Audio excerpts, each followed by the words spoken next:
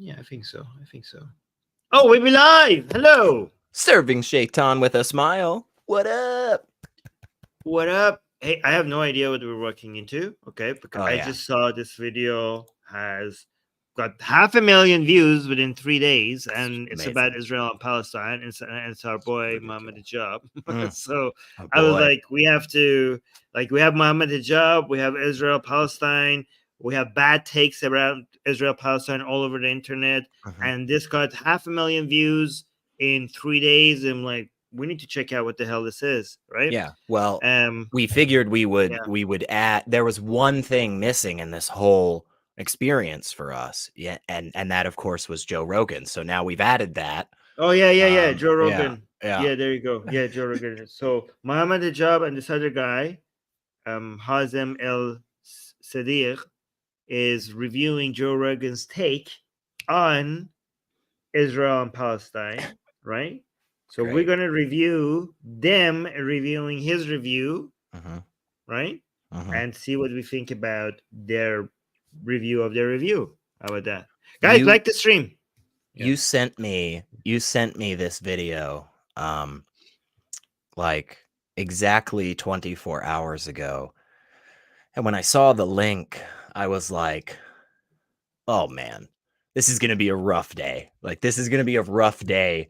Me just knowing that I can't watch this. I can't check it out. I got to wait. I got to see it live. I want to see it fresh, you know? So it was very tough for me today. I made it through. I did not break. I did not watch this video. So we're going into this blind. It could be the greatest take ever on Israel, Palestine. It could be, you know. I'm going to try to be fair. If there's good takes, we're going to call it. We're going to say it's good takes. But I have been very disappointed in humanity for the past couple of days with all the horrible takes. Yeah. Very, very bad. Very bad. It's everywhere, depressing. You know. So. Anyways, guys, make sure you subscribe. Make sure you subscribe to this channel for the correct takes. Yeah, this is where you get the good ones. Right. Yeah. All right, let's watch this. How are you guys doing? I'm joined with a very, very special guest who's very famous in the Arab world and who's also getting involved in things in the English world. It's Brother Hazem. How are you doing? I'm good, Akhi. MashaAllah, Brother Hazem is a Muslim. Akhi means my brother in Arabic. So it's like Akhi is like my brother. In the English world. It's Brother Hazem. How are you doing? I'm good, Akhi. MashaAllah, Brother Hazem is a Muslim filmmaker and YouTuber, podcaster. Very, very well respected in the Arab world. What we're going to be doing today is I want you to... Apparently this guy is a big name in the Arab YouTube scene and everything. It feels a little low resolution for Hazem being a film director and stuff. Like, this just seems... I'm not saying they can't have good takes. It just seems... I don't think... I feel it looks artsy. I feel like the lighting and stuff. No, I can see that. Like, that's fair. I'm generally not hip enough to catch on to that stuff until somebody tells me, you know, that it's artsy and cool. Then I'm like, oh, okay, yeah, I can see that. You know, they're more casual, they're more laid back. You know, you're just hanging out with them in their home type stuff. Is that? Yeah. Okay. Something. Yeah, I think that's what they're going with. Yeah, it looks like a hotel room, but let's see. We're both from Egypt, from the Arab world, and we're both Muslim people, and we're both reacting to this situation in Palestine. Yep. And we're both very affected by it. But I saw something of Joe Rogan. You know who Joe Rogan is? Yeah, definitely. I saw something which made me respect him a little bit more. Okay. And I wanted to show it to you, and then we can react to it. Oh, they like Joe Rogan's take. I thought they're gonna criticize Joe Rogan's take. So let's see what Joe Rogan said. Does that make me? Is it wrong that I instantly kind of tensed a little when he said that? When he was like, it made me respect Joe Rogan more, just because I'm knowing where Mohammed Hijab comes from on so many things. It's like, oh, I don't feel good about this. Like, is that wrong that I kind of went to that first? Usually that's correct, but given that a lot of people have, you know, when you support Israel these days, people act like you hate Palestinians for some reason, right? And you don't care about their lives, right? So when somebody comes and says like, oh, Palestinian lives matter and we should care for them, a lot of people take that as an anti-Israeli stance, which is good stupid, gosh, right? So yeah, that's a good so point. here, Joe Rogan might have an actual good take, which is just genuine care for Palestinian people, right? And I think maybe they might jump on that as if this is an anti-Israeli stance. So even though Mohammed Hijab is liking what Joe Rogan is saying, this might not be a bad take. We'll see. Because I've seen that a lot. I've seen that a lot. People come like, oh, we should care for Palestinian people. And you're like, yes, F Israel. I'm like, those are not the same thing. Yeah. Those are not the same thing. Those are not the same thing. Okay. All right. That's fair. I saw something which made me respect him a little bit more. Okay. And I want us to show it to you and then we can react to it together. Let's do it. Okay. So if you're a Palestinian and you live in Gaza, you're just stuck. You're stuck forever. And that's why these people are like, people from America, they're like, why, that's why you have this mantra like, oh, they want to die. They raise their kids to be suicide bombers. No, when you're in Gaza, you are born dead. You don't have a life. So, okay, the situation in Gaza is pretty bad. Yeah, that seems a bit. That's a bit of generalization, to you are born dead. I mean, that is not the language I would use if you want to actually care for them, to give them a better life, because they're not born dead. Because if they're born dead, then them dying is not really a tragedy, lady, because they were already dead. Right. So don't talk about, if you want to highlight how tragic life is in Gaza, do that. Don't say that they're already dead, because them being bombed and dying now doesn't matter that much, because their situation is not changing according to you. Yeah, it's a very defeatist attitude, and I don't find that those viewpoints tend to be the one that actually progress humanity and like increase well-being. Like the people who are all resigned to just being like, well, everything's crap and it'll just always be crap and that sucks. It's like, oh, you don't really seem focused on like making it better. You just seem like you've just given up, So I'm not so great so far. Also, it sounded more like Joe Rogan was just kind of questioning there than he was stating his own take. Well, we'll see. We'll see. Good point. Yeah. We'll see. Okay, Seper in the live chat is saying most of them have better lives than the Iranian people. That's not true, Seper. You're thinking about the West Bank. The situation in Gaza is very different from the situation in West Bank. Yes, the average life in West Bank seems to be better than people in Iran on average. I should double check that, but I heard somebody mentioning those statistics. I need to double check that. But that is very different from the situation in Gaza. The situation in Gaza is genuinely terrible. Yeah, but let's continue. Gaza, you are born dead. No. You don't have a life. So that's why these people are giving up their lives to send a message to us. That's why they're doing this. That's the only. That's not true, lady. This is also okay. Again, I don't want to. You shouldn't be dismissing the horrible situation in Gaza, okay? But the fact that they are giving up their life has a lot to do with Islam and martyrdom. It's not about, oh, I'm sending a message. Okay, this is an Islamic value. So don't act like, because there are people in many other people around the world that live in even worse situations, and they're not lining up to die like this to send a message to the rest of the world. This is more about, I think, I understand this lady's genuine care and attempt to try to get sympathy for the Gazan people, and we should all be doing that, okay? But trying to dismiss the real root of why they're doing a lot of these things that they're doing is lying. And you don't get far with lying. This is a misrepresentation of the genuine reasons behind people going and taking actions. Like, wait a minute, hold on. I just noticed something. Born dead. You don't have a life.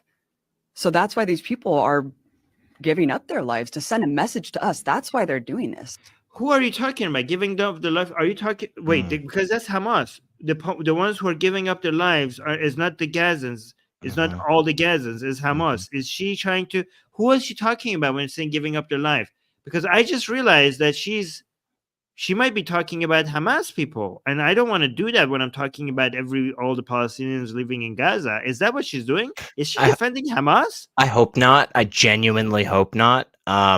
I didn't catch that. I was focused on the fact that I felt like she was about to say the only reason that people are doing this in Gaza is because of the economic social situation as opposed to the religion. And I was gonna jump on that really bad, take. But yeah, it kind of, when you pointed it out, it kind of does sound like that's what she's about to do. I hope not. I really hope not. I hope not, because people in Gaza are not giving up their lives. The ones who are giving up their lives are the ones going out there to get murdered, and that's not all people in Gaza. That's specifically Hamas and Islamic Jihad. Yeah, and I don't think you want to be defending them. Yeah, is that what she's doing? That's explicitly tied to a religious ideology. Like, it would be absolutely absurd for somebody to argue that, like, Palestinian Islamic Jihad or Hamas are not, they are just products of a social environment and financial economic. I feel like that is so obviously a bad take that she couldn't possibly be making it, but I hope so. Let's clarify. Yeah, I hope we don't know yet, because average Gazans are not giving up their lives. It's just the Hamas who's giving up their lives, and we don't want to be defending that. That's why these people are giving up their lives, to send a message to us. That's why they're doing this. That's the only reason they're doing this, is to send a message to us. Help us. That's all they can do, is use their bodies. Okay, hang on. It's just terrifying to wait. Who's using their bodies? Yeah, who's using their bodies? There's like, because the average Gazan.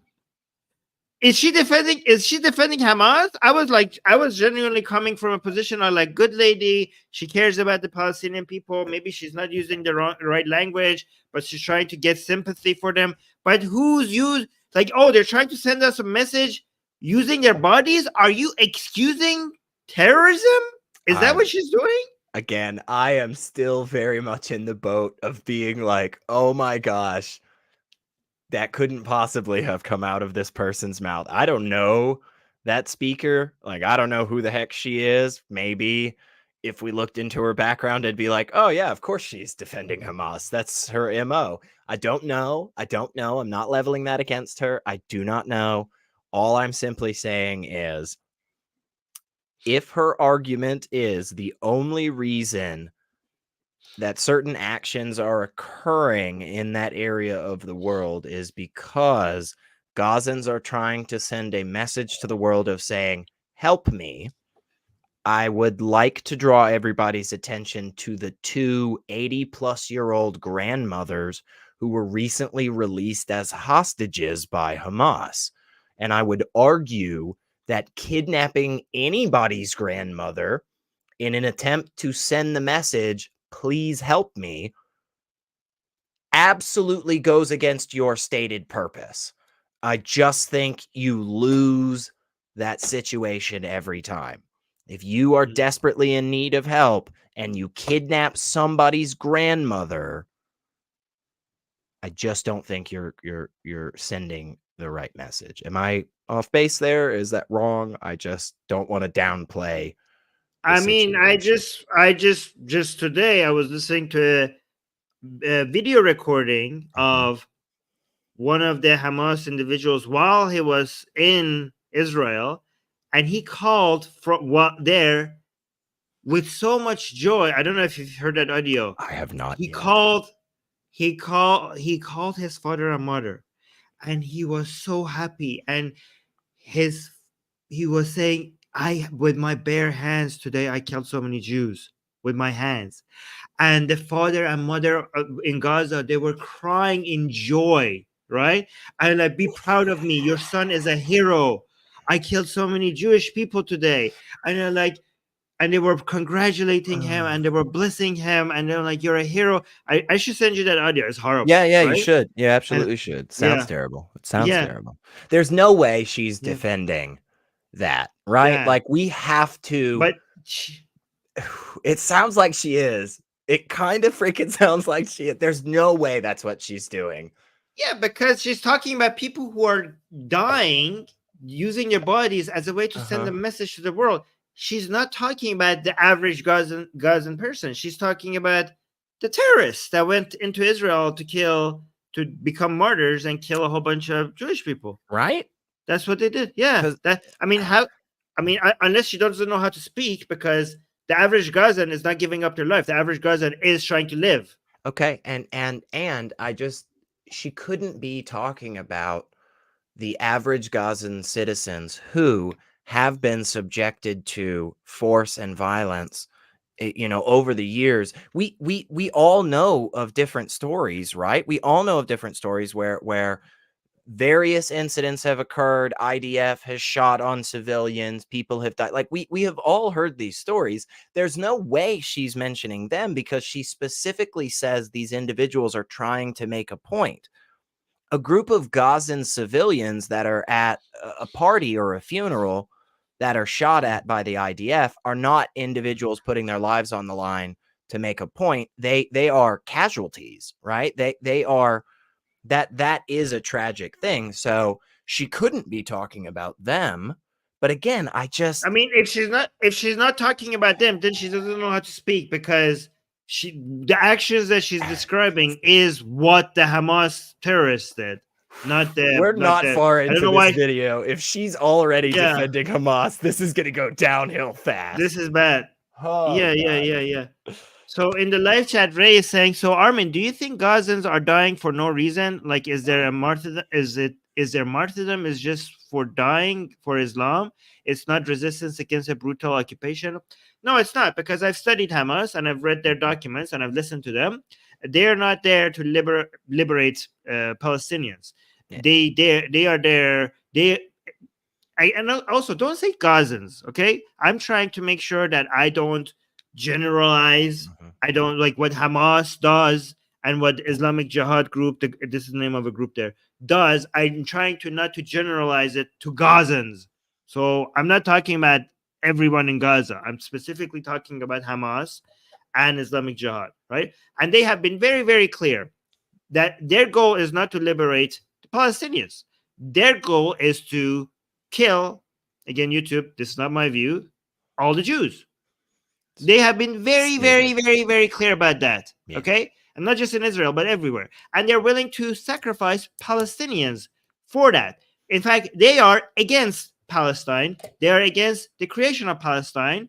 They have been very clear that they are against the two-state solution. Even in, I think, 2017, when they said that they agree with the two-state solution, they came out after and said like that to their own people. That is just a strategic, temporary solution that give us more strength politically in the outside world, but we are still for the destruction of Israel, all of Israel, and all Israelis.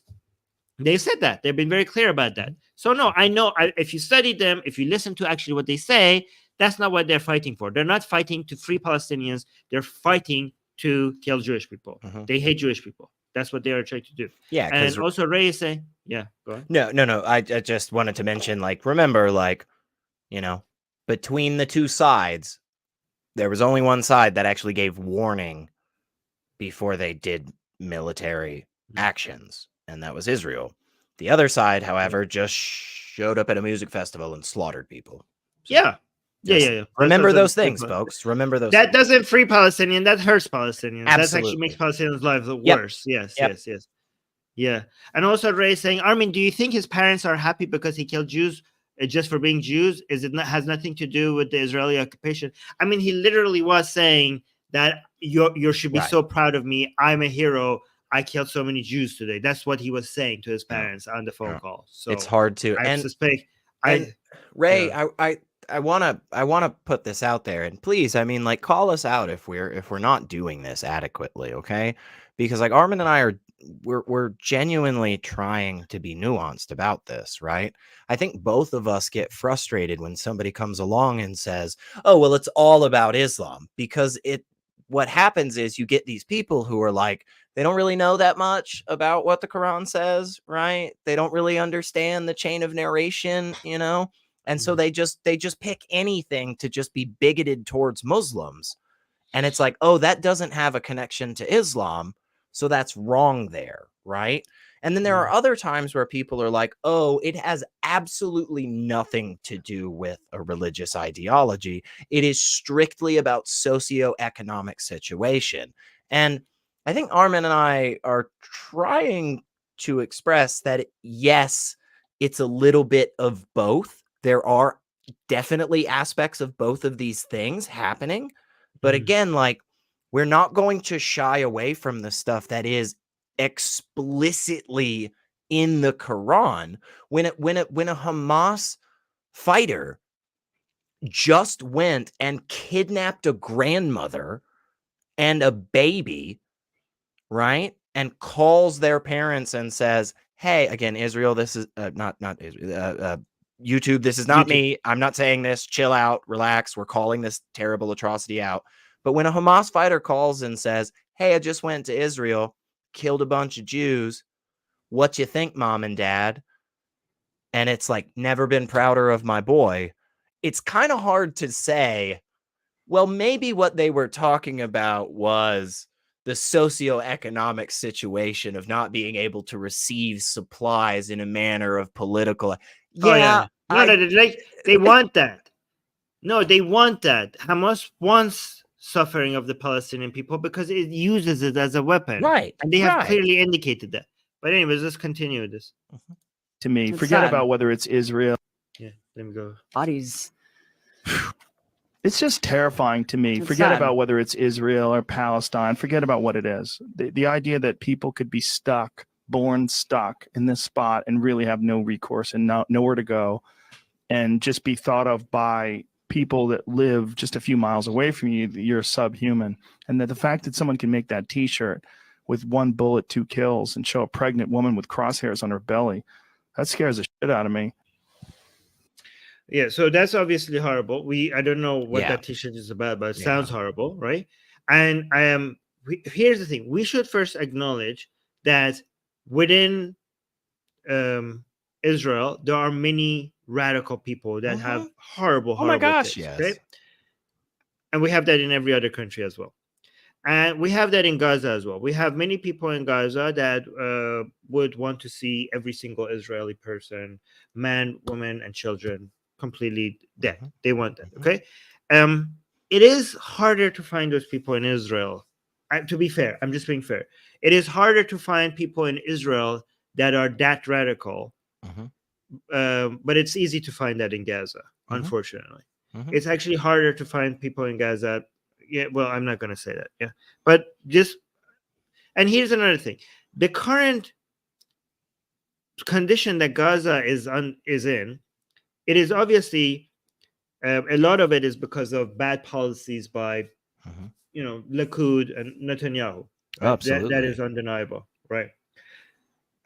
We should, though, add the fact that a big part of it, if not most of it, is because of bad decision by Palestinian rulers and other Arab decision makers. Again, I'm trying to use my language carefully, so I'm not generalizing all Arabs or all, I don't want to say Arab people made bad decisions. I'm trying to limit it to the people that were in charge of making decisions. Right. It's a specific group of people throughout history that have had their fingers on the scales and have tipped things in ways that were bad decisions and have led to bad repercussions.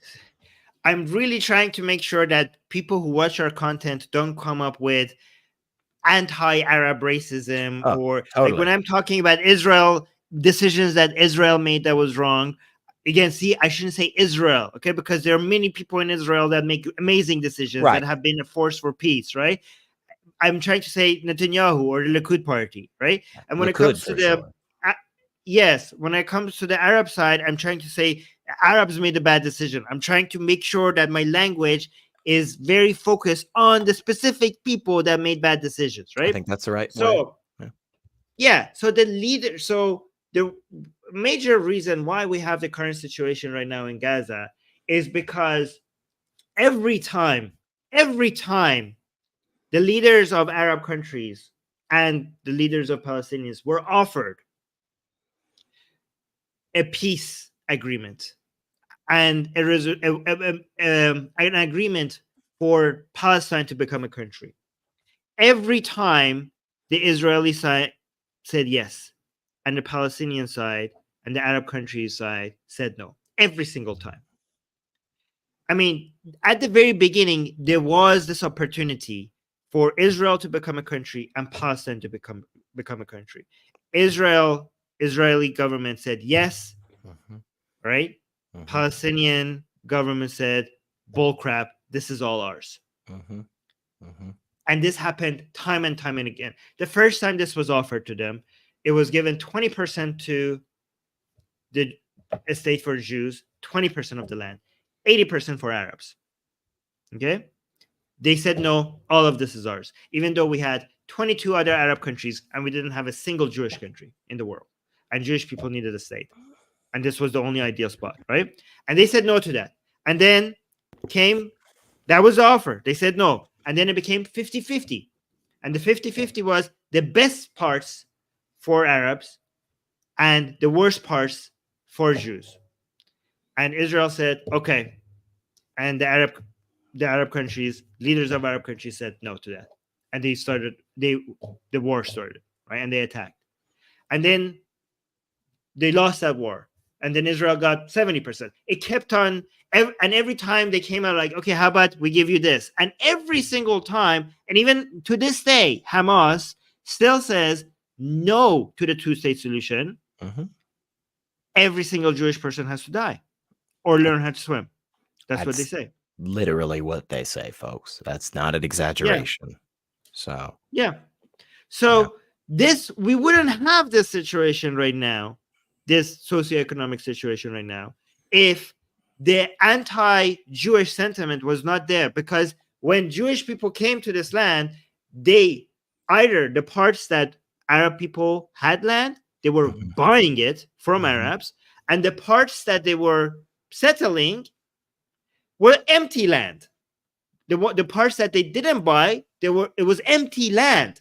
It wasn't the Palestinians' land because there was no country called Palestine. Before, those lands that were empty belonged to the Ottoman Empire. And the Ottoman Empire had collapsed. So this land belonged to no one.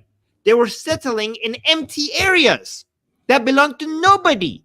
And Jewish people were hated all over the world. And they needed a place. So it was an ideal place for them to come. And it was good for the Arabs. It was amazing for the Arabs. What if they were not anti-Semitic? They were bringing in money. They were bringing in investment. You could have lived side by side as neighbors, and it would have been a win-win.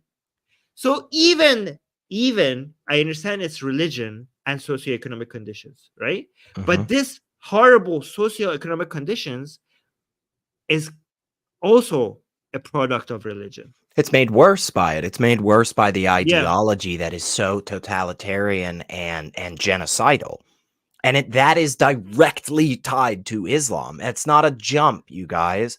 It's not it's like, oh man, why do these Hamas people want to just murder all the Jews? And it's like, just go read the Quran. It's in there, man. It's not questionable.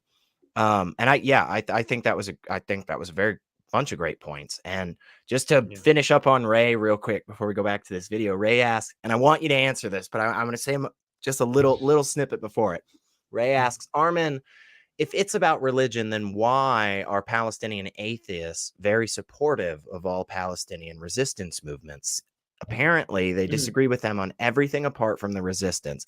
And real quick, I just want to say, Ray, I kind of feel like your question here highlights the thing I mentioned earlier about people trying to put it in one strict lens only.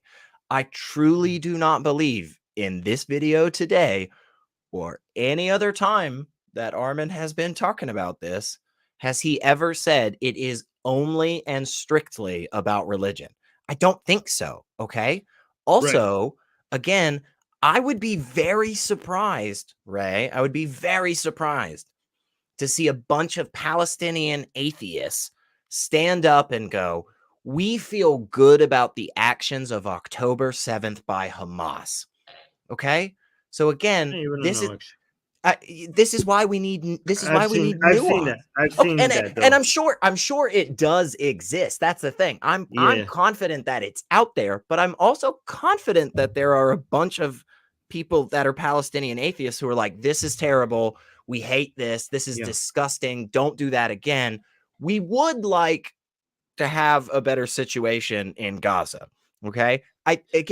There is nuance, Ray. And by going at this like this, I feel like not only are you missing out on a shit ton of information that will help you and others make better decisions, but honestly, I just feel like the more we get so one-sided about this issue, the more pain and suffering is going to happen for everybody on all sides. And I hate that. I don't want that, which is why I'm trying to help stop one of the things that is at its core a genocidal totalitarian ideology, and that's Islam. So, but Armin, what are your thoughts on this? What do you have to say to this before we get back to the video? All right. So first of all, you're assuming that I'm against Palestinian resistance. Okay. No, there are genuine good Palestinian resistance movements. Agree. I mean, unfortunately, they're weak and pathetic because Hamas has a lot of popularity right now. I mean, the PLO is like very unpopular right now with Mahmoud Abbas and everything like that, right?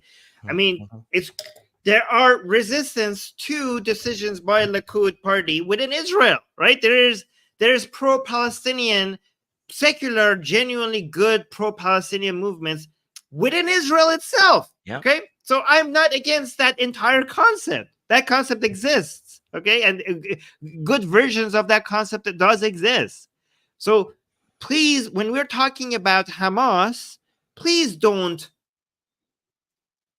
you say Palestinian resistance movement as if that is as if Hamas is the only version of Palestinian resistance movement. Right. So again, let's think, when you say Palestinian atheist, depends on support of Palestinian resistance movement. You have to tell me about which one they're supporting, right?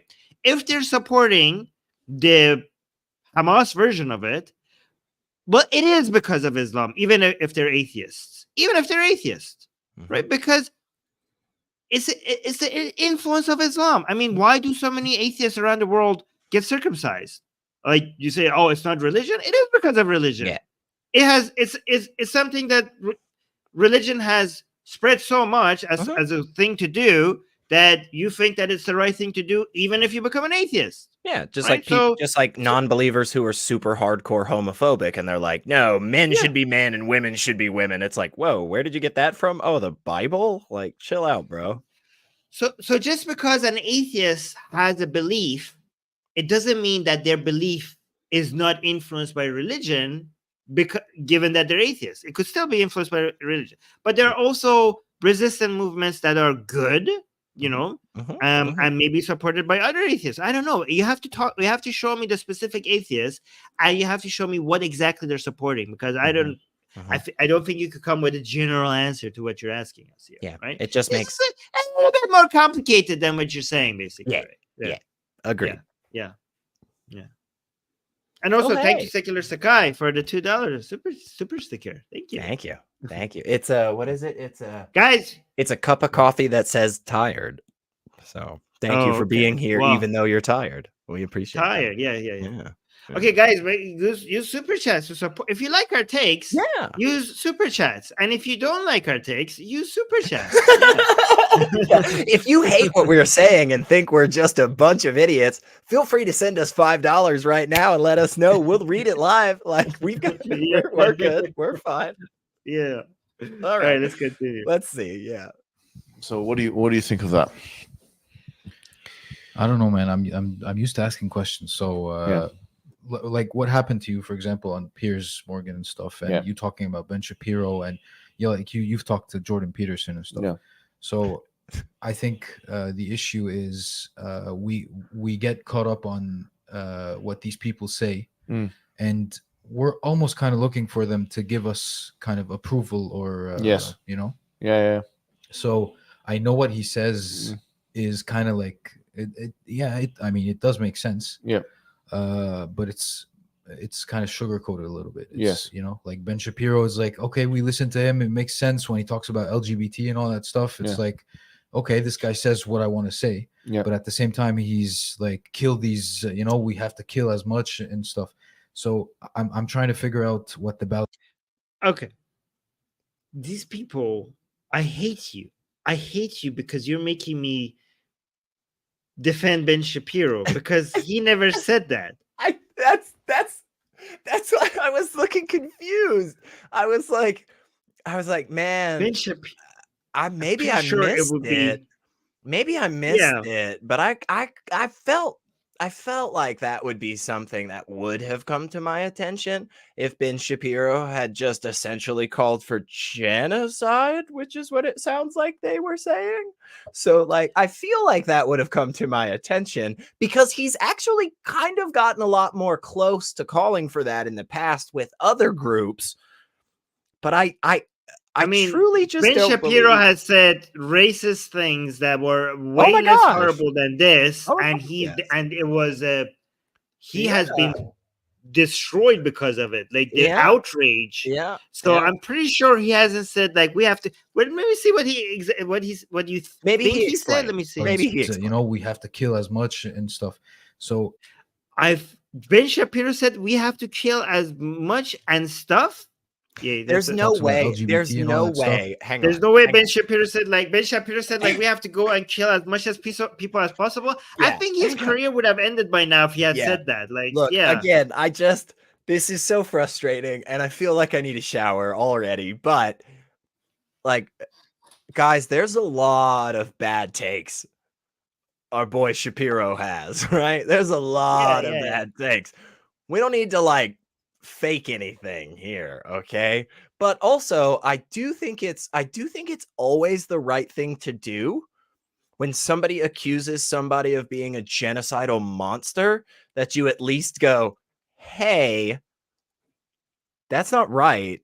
Like, they didn't say that. They have lots of horrible takes, again, mind you, terrible, absolutely atrocious things Ben Shapiro has said. Totally get it. But I don't believe he has called for the exterminations of all Palestinians. No, yeah. I'm sure I would have heard. I'm sure I would have heard by now if he had said that. I'm sure the backlash would have been so. Yeah.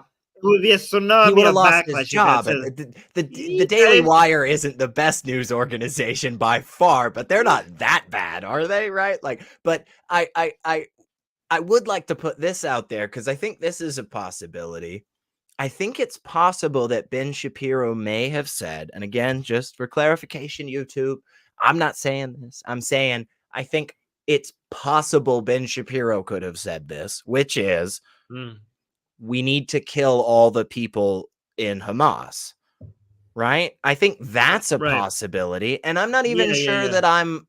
I mean, I think this guy should support that because these people keep saying that we don't support Hamas, and they should. I mean, Mohammed Hijab himself told that they should go in and just destroy Hamas. He did. So I don't think that, but I don't know. If Ben Shapiro had said that, these two guys should have no problem agreeing with that. I don't know what you're doing. I don't know, Armin. It took Mohammed Hijab an awfully long time to condemn the actions of Hamas on October 7th.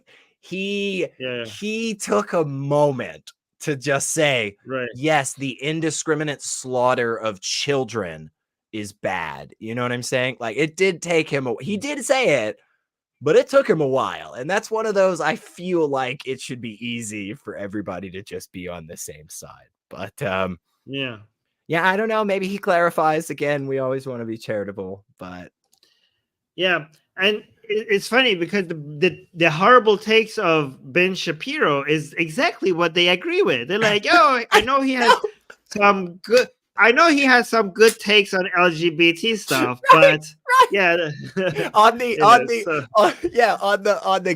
exterminating the LGBTQ, yeah, we're right with Ben Shapiro. That's what they're saying. Not the terrorist, right. That's where they draw the line. That's where they draw the line. Jesus Christ. Yeah. Oh my God. Wait. So, actually, we got a super chat from No Man saying, "I don't like your takes." Joking. Love you, of course. Thank you so much, No Man, for the super chat. Also, Mithras is saying, please like, folks. Only 33 likes. That is outrageous. Yes. And then Unicorn just likes it. I liked it. And then Hammers also liked it. Thank you guys for liking the stream. And then Mr. Tesla is saying, I'm a poor student and I can't support you with super chats, but I can like, subscribe, and leave a comment after the live stream to make AR published. I mean, to promote AR. Yeah. Correct. Thank you, Mr. Tesla. I appreciate that. That is awesome. That seriously, again, y'all, Armin says it all the time, and I don't know that everybody really understands it. That really is huge. It's the reason that we finally hit 40 freaking thousand subscribers. Dude, that was awesome, man. I saw that in the news. That was so great, man. So we did it. Sarah Lee is saying, LOL, I'll use super chats when you stop being so terrified of being called racist. You change how you speak about different people. Well, I mean, me? I think she's talking about the way I'm careful not to generalize, Arabs. And she wants, I mean, if that's what you mean, Sarah, then don't give us super chats. Yeah. I think it's very helpful that I think it's good, like, that I'm trying. I'm proud of myself in trying so hard to make sure that I use language that is not the right thing to do. Painting an entire group of people with the same brush. I think that's something that I will continue to do. So it's okay. I would rather not get your super chat, Sarah, if that's what you mean, and continue speaking the way I do to make sure that I'm not generalizing entire groups of people. I think it is. I think it is truly one of the best things about some of your takes, man, is that you go out of your way to let people know I am not generalizing. I am speaking about a specific individual or a specific ideology. Like, I am not painting everybody in this category as being the same person. I'm trying. Yeah. Like, yeah, I think that is exactly the right thing to do, honestly, because we get so hot with these types of issues that we instantly just start throwing things out left and right, and we don't realize that we're causing so much more harm just by casually saying, oh, Palestinians, or oh, Israel. And it's like, come on, Yeah, I mean, you know what, Gasian, if you don't like Armin's hot take, of not generalizing people, you go wherever you want, bro. You do you. No, we love you. We love you here. Oh, look at this. Weasel, which I'm not. Yeah. So saying, I found you guys through Destiny. Appreciate your work. Armin's conversation with Destiny was really good. Oh, thank you. I appreciate that. Thank you. All right, let's continue. Let me show this real quick, just because I think it's great. This is another wonderful way you can help, folks. Unicorn1620 said, I've been sharing and recommending the channel to friends too. So that is definitely something you can do. Does not cost you a dime, and you can help grow the Atheist Republic army. That's right, folks. Taking over the world one stream at a time. Oh my God, I'm getting so. This is the last compliment I'm getting. Tim is saying it's just so good. I'm just giving me such an emotional boost. Tim is saying, I always love your takes, Armin. You are direct but nuanced. Okay, thank you, Tim. Okay, let's continue. Let's go. Yeah, it's like, okay, this guy says what I want to say, but at the same time, he's like, kill these. We have to kill as much and stuff. So I'm trying to figure out. Yeah, and stuff is not very clarifying. Yeah, I know. Right. Yeah, it sounded like he trailed off like halfway through that thought. Yeah, he was like, maybe I can't back this up. Because if he says what he means by and stuff, like kills who? Like, are you opposing killing Hamas? Because killing Gazans, you could be if you're saying that, I am with you on that, right? Yep.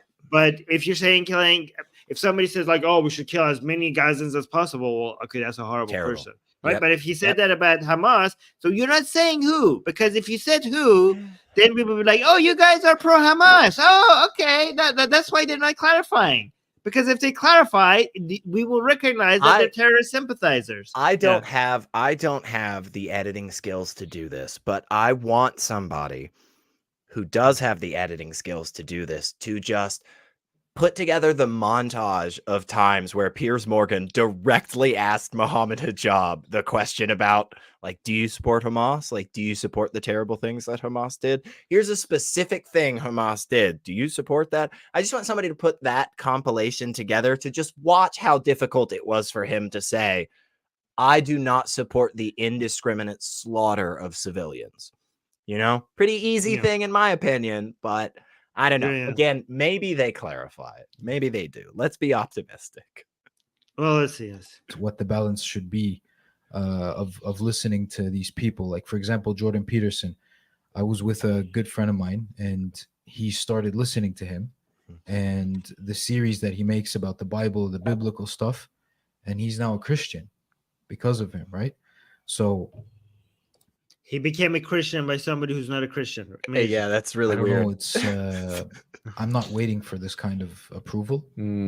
Although I am happy that I'm happy for him, but it doesn't affect me. Like it shouldn't even make me happy. Do you know one thing is there's a famous. I think there's a lot of Muslims who think who are pushing back against people like Mohammed Hijab and Ali Dava and some other famous Dava people, that they go on to not famous non-Muslim people and they want their approval, right?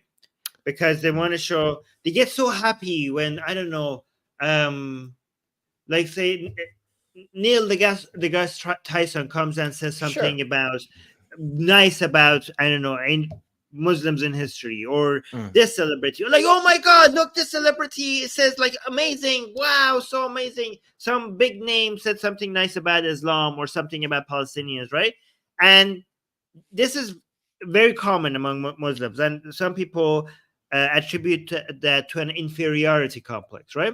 And many other Muslims are now speaking out against these other Muslims. They're like, why are you seeking so much approval from these kafirs, from these heathens, right? That should not even affect us. We shouldn't be needing their approval. Like, we know we're in the right. So Joe Rogan being a big name. So I think that's what he's responding to. Like, okay, if he has a good take, good for him. That's good for him. But why? We don't need that. We don't need Joe Rogan to come and tell us that we are right, because we know we're right, and stop sucking up to these guys. That's what he's saying, basically. Yeah, and I in one instance, like I do understand that principle, right? I do understand that kind of viewpoint. In another instance, I think you're kind of shooting yourself in the foot when it comes to PR and marketing. Like, everything these days is branding. Everything these days is marketing. You sell yourself every second of every day. That's what you do. That's life.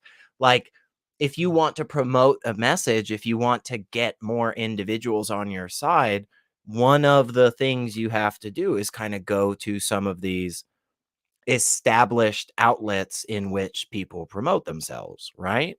So, like, I mean, in part, I understand, Daniel Hakikaju just wants to get more people in on his terrible ideologies.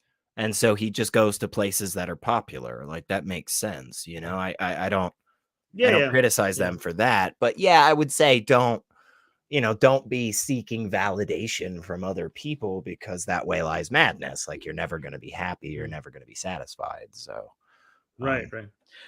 So Sarah is responding to me. Sarah's saying, I say that treat people fairly, you mean the same, and you say you like to be charitable and accuse me of wanting you to generalize. I didn't, Sarah. If you pay attention, no, Sarah, if you paid attention, I said I wasn't sure exactly about what you meant, and that's why I was very careful to say if this is what you mean, because I wasn't sure. I'm like, if so.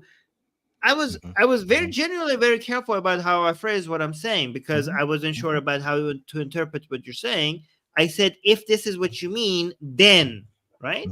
So I think I was very charitable with with what I said, given that I put an if. I think I mentioned the if like twice or 3 times even. Like, maybe I should go back and clarify, Sarah. Clarify for us. You've got enough time. Yeah, clarify. Like, we're doing this live stream, so we can't type out a full paragraph and a half, but you sure can. Like, tell us what you were saying, and let us. How many times have both of us, been on a show and been like, oh, we got that wrong. Like, we'll correct that. Yeah. Like, please. I mean, you said we're scared of being called racist. I mean, I'm pretty sure, given my history, I've been proven then that's not that does not describe me. Right? So I have said many things that people try to use that as a way to label me as racist, and it didn't stop me from saying the things that I wanted to say. So just tell me what you mean by saying like because what I am scared of is saying things that are not true. Or saying things that are harmful. But when you accuse me of being scared of being called racist, then I don't know, you are not being very charitable to me, and then you claim that I'm not being very charitable to you, which is, I mean, look in the mirror, I guess. Yeah. Anyways, let me turn off this alarm. Yeah, but you know, Sarah, hey, let us know. Tell us, explain, tell us how we weren't charitable, how we didn't get it right. Because seriously, I don't think either of us are like angry or anything. Of course, like we would love clarification, you know. Anyway, let's see what else these guys have to say. Oh, so wait. So let me just read this. Sarah saying, "I know you're not racist." Well, I didn't. You didn't. I know you didn't say that. And I understand, but it seems like you're tiptoeing way more than you used to. Okay. I don't think so. Yeah. No. I think maybe. Yeah, maybe. Okay. But then see how uncharitable you were being. Okay. I have noticed how sometimes if you're not careful with your language, people, you might have a harmful, even when you don't mean something, your audience might take your words to mean something that is not. Absolutely. Okay. I am trying to be more responsible with the content I create. So even if I think my message is not racist, for example, sometimes I've noticed people take racist views off from what I'm saying, even if I didn't intend it. So it's not that I'm scared of people calling me racist. I am scared of people taking the wrong message from what I'm saying. That's why I'm trying to be more careful. But you just came out and said that you are scared of other people calling you racist. Maybe if I'm being more careful, maybe it's wrong, but it's not because of the reason that you thought it was. Well, just we got another one. I just want to finish up. Sarah says, "Thanks for clarifying, but I definitely don't mean generalize them all together. It's hard with this text limit." Okay. We get that too, of course, Sarah. We get, you know, you've only got so many characters you can put down. You can't get a full thought. Yeah, sometimes we totally understand. Again, like, I don't think we were saying that's where you were coming from. But I would say, again, I would just stand on the side of saying, I think it's really good that in difficult conversations like this that elicit a lot of emotion and a lot of you know, jump to conclusion type takes. I think it's good that we take the time to go, hey, we don't mean all Chinese people. We mean the CCP, and not even like really even everybody in the CCP, like these group of people that are making these really horrible choices, right? Like, I think that's good that we go through that. I think as a content creator, you should be careful with not just trying to say what is true, but also saying it in a way that is interpreted the right way. Right. So there's two. Correct. You can't just wash your hands like, well, I didn't say that. They interpreted that way. I think there's some responsibility on you to make bad interpretation as as low as possible. I think I agree. I agree. That absolutely should be something you should think about. Yeah. Okay. I'm saying, I don't. Especially given based on what we see on the news, how not using the right words will get people to have the most horrible hatred towards each other. Yeah, based on the takes that Mohammed Hijab himself has given, right? Like, I think this language of like, oh, Arabs did this and Jewish people did this. That's what has gotten us to this point. That's right? What fuels the freaking violence and hatred. So I think I'm not being too sensitive. I think I'm being sensitive enough. Okay, but anyways. It shouldn't even make me happy. Do you know one thing is there's a famous saying, I don't know who said it, but it's a very famous saying. It says that if you want to know who rules over you, look at who you can't criticize. And wait, isn't that a Nazi quote? Okay, so it may be.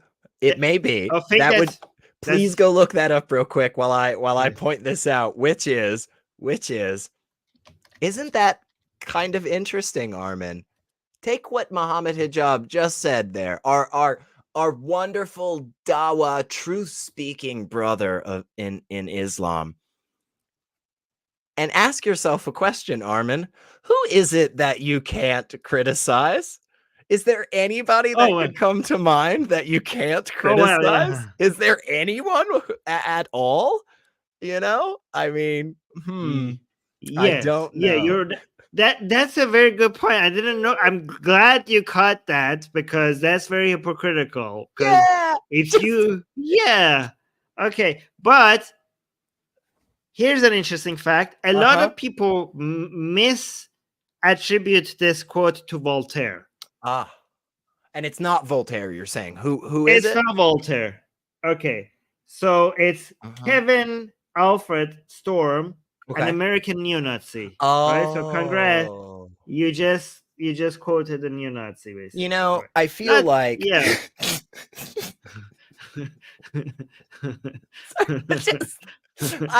I like to believe in a world where the average individual has heard a saying and they think like, well, the principle that's being said here is kind of decent. You know, there's something to it. But then somebody comes... I don't want to. I mean, I'm sure he doesn't know he's quoting a neo-Nazi, so I don't want to. It's just a level of irony that at the time where Jewish people are being massacred like this, you quote a neo-Nazi. Like, I mean, I don't. Again, he probably doesn't know. He probably doesn't know. And if it was brought to his attention, I think both Armin and I believe this individual would probably go, oh man, don't support that guy. Don't support his ideas. This one random sentence he said once is all right. But like, I like to believe that the world we live in, Armin, is when somebody says a quote and somebody else comes up and goes, hey man, you know, Nazis said that. Like that was from Hitler or whatever, right? Like like the vast majority, if not everybody, would instantly go, oh, my bad. I'm not going to quote that anymore. But I don't know that that's the world we live in, unfortunately, which is really frustrating for me, which is really difficult to deal with. It's hard. It's hard to live in a world where I feel like not everybody just resoundly condemns genocide. You know, it's a bummer. Yeah. So. But let's go back to this quote because the levels of irony here are... I know, it's a lot. Because we're talking to Mohammed Hijab is speaking here, somebody who himself has confirmed that he believes in a religion where you get put to death for insulting the prophet. That's just an interpretation, though, right? That's not like directly somewhere. That is directly black and white in the Islamic hadith, and the Quran, and the Quran. Well, there you go. So it can't. If Islam is clear about anything, it's that. So you support that religion. So the irony of you quoting that, and then again, the other layer of irony is quoting neo-Nazis after massacring, supporting groups that massacred Jewish people. I just don't know. It's just like an inception of irony here. I don't know what to call this. Yeah, it's a lot. There's a famous saying. I don't know who said it, but it's a very famous saying. It says, "Well, Mohammed Hijab, I know. I just told you. So come and check." We found out. Please, from here on.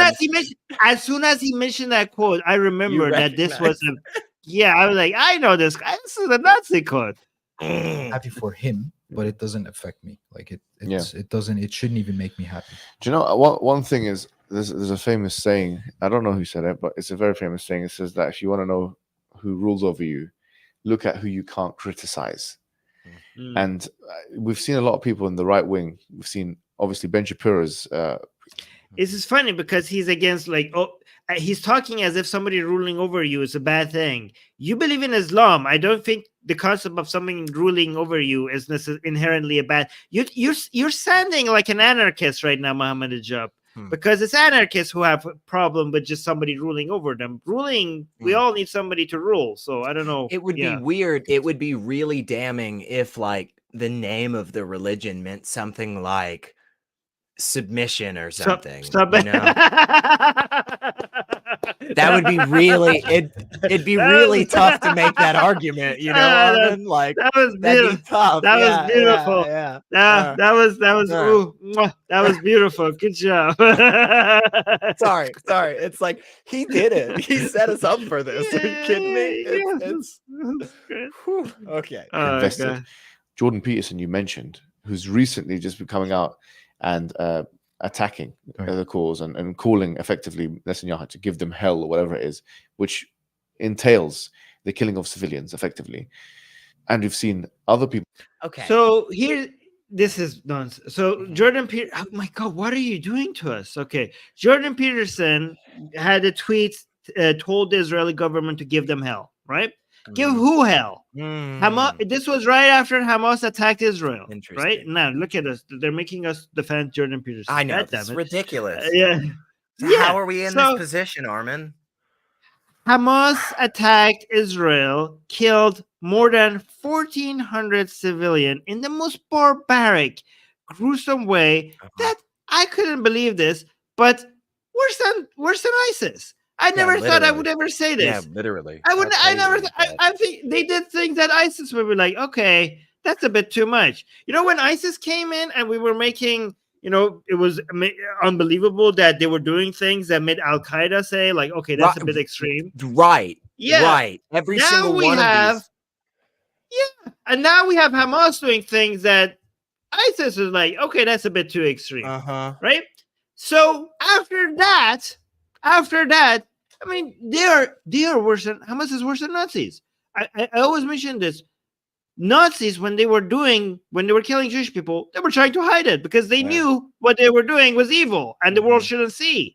Hamas, when they kill Jewish people, they live stream it. They make sure they had body cams so that they could show the world. I mean, these are they called their parents and bragged.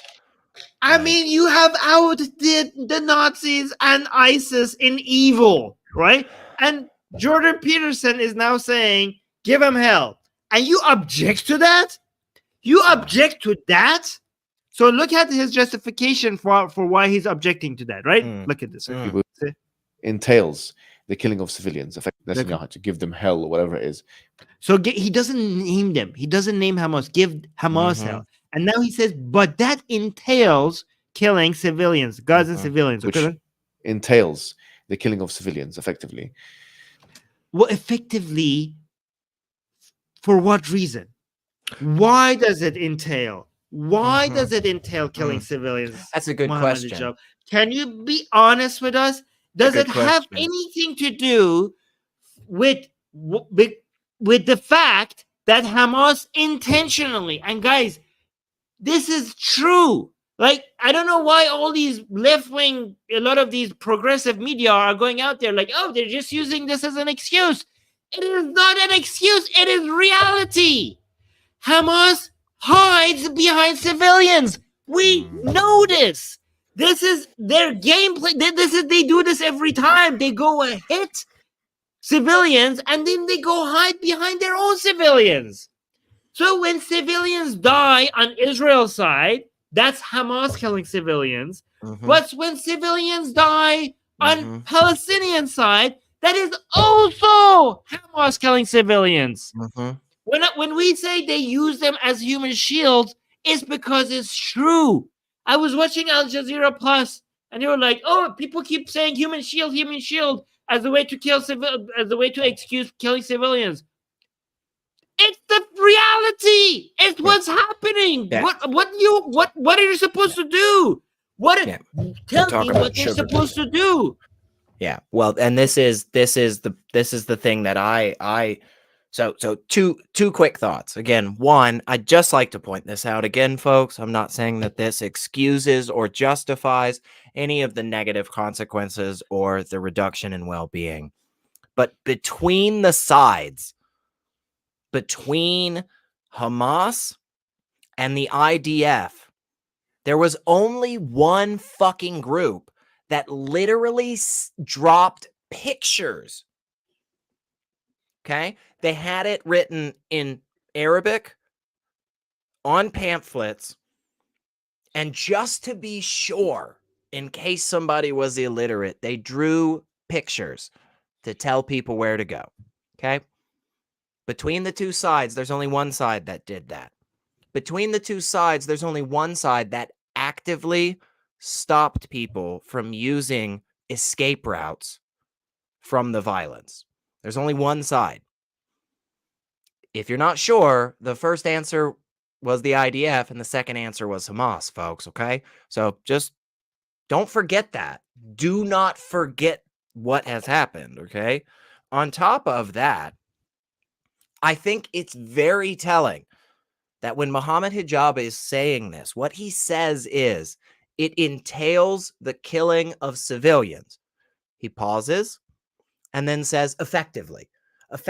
Basically, we know. So it's like basically we know that by driving a car, we're going to kill bugs effectively, right? We know this. The reason you say something like that, the reason you couch something like that is because you recognize that compared to the other thing, it's less, it's different. Okay. So for instance, let's use Mohammed Hijab's words for the Hamas paragliders who just came down from the sky in the middle of a music festival on October 7th. Let's compare this. Okay. What Hamas did there was not the killing of civilians effectively. It was the outright target. They purposefully targeted civilians versus the side who, through attempting to correct bad actions, bad consequences, prevent further atrocities, go after a group of people that does, again, effectively kill civilians. These are the different sides, folks. These are the different sides. One group targets civilians and one group kills them effectively. That's the difference. So, okay? There's no comparison. Another way to think about this is when Hamas kills civilians is because they targeted civilians, right? The civilians, killing the civilians was the goal. But when IDF, when Israel's army kills civilians, it wasn't trying to kill civilians. It was trying to kill Hamas, and Hamas was hiding behind the civilians. IDF is the Israeli military is trying to minimize the number of civilians that are dying. Yes. But Hamas is trying to maximize the number of civilians who are dying. And not on just both on the sides. Thank you. That is exactly what I was about to say. Yes. That is not just on the Israeli side that Hamas is looking to maximize civilian deaths. It's on their side as well because they know that will sell. They know that will sell. They do this. Again, I mean, we're not making this up. They have said this. Like, I mean, they literally blocked the way. When IDF, before bombing northern Gaza, they dropped leaflets in Arabic and with maps telling civilians to move to another side so that the civilians don't die. And Hamas blocked the way so civilians stay in the areas where the bombing was happening. Hamas wants to maximize even Palestinian death. Right. It's unbelievable. And again, nothing that Armin and I have just said, folks, in any way, shape, or form is condoning or justifying the death of grandmothers and children on the Palestinian side. Like, absolutely not. And thinking that is just an insane leap in logic, okay? The only thing we're trying to do is point out to people, for whatever reason, that this is the case. But apparently it is necessary. We are trying to point out to people that sometimes, Not everybody, of course. Not everybody's bad take is like this, but a lot of them are. Sometimes people come to this situation and go, hey, but really, the situation is level. The intentions and the actions are equal. And they aren't, you guys. They just flat aren't. And pretending that that's not the case causes more deaths of Palestinians, causes more deaths of Israelis, causes a reduction in well-being the world over. So stop doing that. Stop doing that. Stop equating the IDF and Hamas. They are not the same, okay? They just aren't. Like, now, Mohammed Hijab and I don't know, Hazem, he might be fine, but Mohammed Hijab probably is not going to get on that train, but we can, y'all. And we've seen other people, even Piers Morgan, that have been on the show, have a very strong bias towards Palestine, against Palestine and for Israel. We've seen these kinds of... It's not against Palestine. It's not. The bias is not the bias is against Hamas for the sake of Palestinian people. I am against Hamas and I'm against Netanyahu because I care, and a lot of other people care for Israelis, and because they care for Palestinians. Why are you so dishonest? The anti-Hamas take, the anti-Hamas position is a pro-Palestinian position. Why are you even the people he mentioned didn't come out and say that we're anti-Palestinian. So why are you so binary? Why do you think pro-Israel means anti-Israel, anti-Palestine? Pro-Israel, you could be pro-Israel and pro-Palestine. Yeah. You can want a better lives for all of them. And somehow they live in this binary polar world, and they can't wrap their hands, because even in the show that Mohammed Hijab was on Piers Morgan, you could see that Piers Morgan, as bad as many of his takes are, he didn't have an anti-Palestinian take. Never once did he say anything like that. Honestly, he showed genuine care for Palestinian people. I mean, unless you could read his mind and saying that he's dishonest, which I don't know how you do that. Yeah. But yeah, go on. Sorry. I just want to point out that, again, for anybody who's not sure, like, I think it's worth saying this. Just Armin said you can be both pro-Israel and pro-Palestine. And I just want to add on top of that, you can be both of those things and still anti-Hamas. It is possible, y'all. Yeah. And the fact that so many individuals are trying to intentionally erase those lines is frustrating, because, again, it results in the continued deaths of Palestinian and Israeli children. It results in the worst situation in the Middle East and the world at large. It results in more suffering and less well-being. And that's just, we just need to grow out of that. We just need to grow out of that. It's 2023, almost 2024. Let's move on from bigotry. Let's move on from hatred. Okay. Let's look at the nuance and try to be correct, because I think that's the way we get the best results, guys. I just, if I'm wrong on that, fucking send a super chat and tell me. Like, I'll gladly read it, but I don't know. Let's see what else they have to say. And Susanna is saying dishonesty is one of Hijab's most famous traits. Well, yeah. True. Things. And in the context of all that, this sounds much, much, much better. Like, for example, he mentioned subhuman. Right. So he is alluding to the fact that there's dehumanization going on in Israel. He is alluding to the fact that what's going there is not favorable conditions. He isn't. Wait, what are you talking about? Dehumanization of Palestinians is happening in Israel? So is that what he's saying? That's what he is alluding to the fact that. Wait, is that what he's saying? In the context of all that, this sounds much, much, much better. Like, for example, he mentioned subhuman. Right. So he is alluding to the fact that there's dehumanization going on in Israel. He is. Okay. I'm sure in every country we have people that dehumanize people who they don't. Okay? Yeah. But But also, let's recognize that Israel has many different institutions in it and charities that are genuinely trying to help Palestinian people and improve their lives. That's all they do. Okay.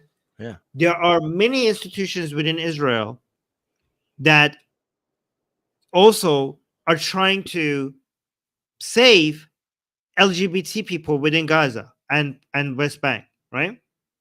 And trying to create a safe place for them. There are many institutions and groups of people within Israel that are trying to bring peace between Israel and Palestine, and are constantly fighting fascistic takes within their own country, right? And they're also even within the governments that we criticize, and also different groups and institutions, were programs to try to improve the quality of lives of people in Gaza by issuing work visas for people in Gaza to come work in Israel and take that money from Israel to Gaza to increase economic activity in Gaza and de-radicalize people, right? I mean, last time I checked, they were issuing up to 20,000, I think, work visas, and they were constantly trying to increase that by they thought, because both the two-state solution and one-state solution seem to be impossible right now. Another option was trying to, because there's such a huge divide between Israelis and a lot of Palestinians in Gaza. They thought the only way is to improve because if the war, poverty, and religion are the horrible mix that radicalizes people, right? Absolutely. And to de-radicalize Gaza, like there are a lot of people in Israel that are that have genuine care for the fact that people in Gaza are living such horrible lives, and a lot of them are employers. They hire from Gaza for this purpose. Like they have factories and they have companies, and they are trying to use their businesses and hire from Gaza to increase the economic activity in Gaza and give them better lives, right? And the sad thing, unfortunately, for this program right now, because in Israel, there was a lot of fighting about these programs. A lot of Israelis were thinking like, we are supposed to do this. This is our responsibility to care for other fellow human beings. Some people were like, this is our responsibility because this is a method to de-radicalize them if we give them better lives. But on the other side, people were saying, no, are you crazy? These are our enemies. Throughout our history, we tried to give them different, we tried to compromise and give them a lot of, leeway and everything. And it always backfired. You guys are so naive to do this. They're going to take this money and use it against us. So there was infighting over this in Israel. Israel is not like a monolith, right? There are fighting. There are people that disagree on these topics with each other in Israel. And unfortunately, after this attack by Hamas into Israel, we don't know what's going to happen with the future of these programs. Because a lot of people are analyzing that the reason why Hamas knew exactly which house to go to and who to kill is because some of these people from Gaza who were working in Israel gave the information of these houses to Hamas. And that's why they know exactly where to go. Right? So now a lot of Israelis are going to be like, well, we told you your name. Like the support for this program is going to die out. And also, Netanyahu, unfortunately, because he wants to support Hamas, gave a lot of this control for these work visas to Hamas, which gave Hamas a lot of economic power and also political authority, right? So the program was misused in a way to also give Hamas a lot of power. So now these programs. But here's another interesting thing. I saw an article that Susanna sent me about one of these business owners in Israel, okay, who used to hire from Gaza just because he wanted to be part of the solution. Yeah. And he lost, and in the attack, they killed his daughter. Right? Shit. And in his interview after this, he said that he still wants to hire from Gaza. Fuck yes. Dude, that is beautiful.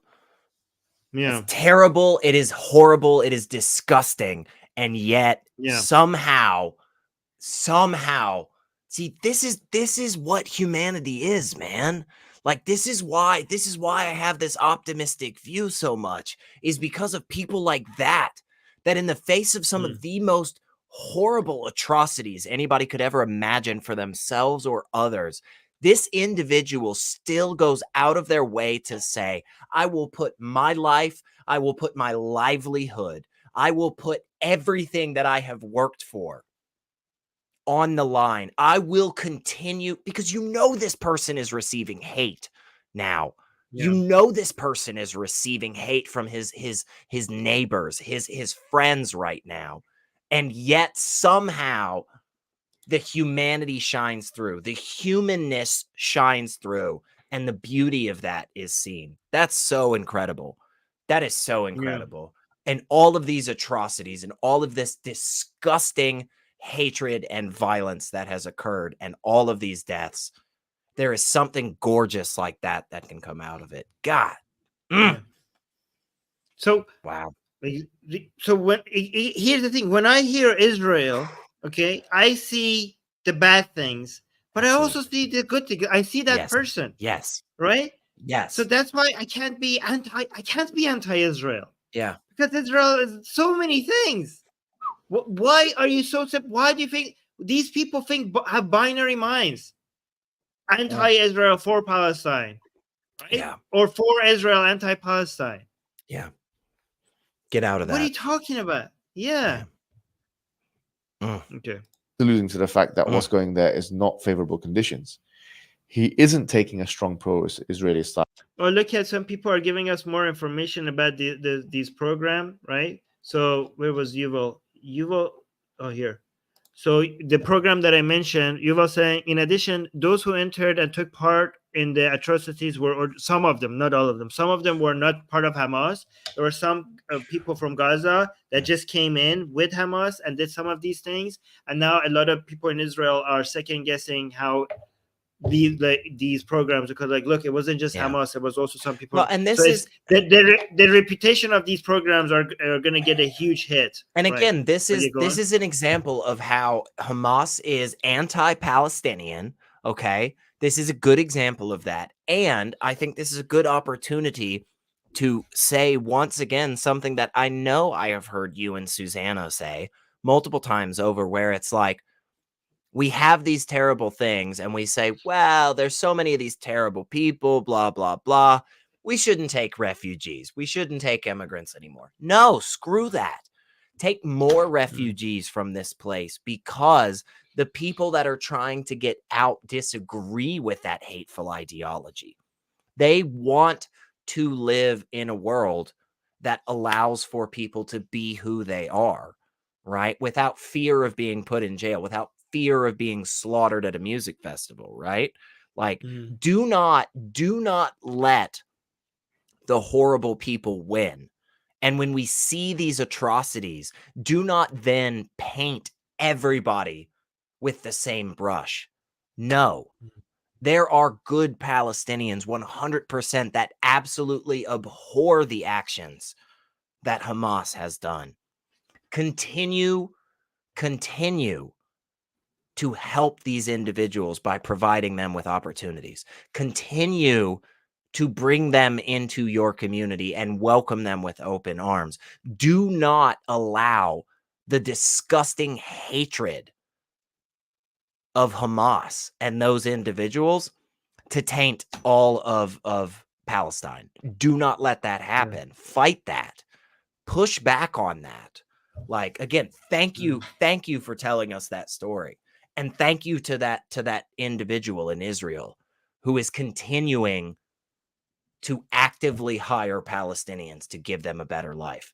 Like, yes, Kali says it. Do not let horrible people win. My God, yes. How is that a controversial stance, Armin? How is that controversial? Do not let hatred and bigotry win. Why is that? Why is that not mainstream? I don't know. So Unicorn 1620 is saying about the program. This is very key, by the way, saying before the program, over 18,000 Gazans entered Israel every day to work. Wow. And I love that man who still wants to work towards that, even after losing his daughter to Hamas. Yep. But here's the key. The key part, I want to say about the first part of the sentence. All of these 18,000 people have not lost their job. The money that they were making in Israel and taking it back to Gaza, they were using that to support their families. Yep. And Hamas has stopped that. Yep. This is why we're saying Hamas is anti-Palestinian. Yep. This is why we say free Gaza from Hamas. Yep. Yep. These are the Palestinians that were supporting their family, and all of that has stopped. So don't tell us that we are anti-Palestinian because we are for Israel. We are for Israel, and we are also for Palestinians, and that's why we're anti-Hamas. Here's another thing. Okay, here. Here's another interesting comment. Liart is saying Hijab talks about the alleged bias of Piers Morgan while refusing to acknowledge his own very obvious anti-Israeli bias.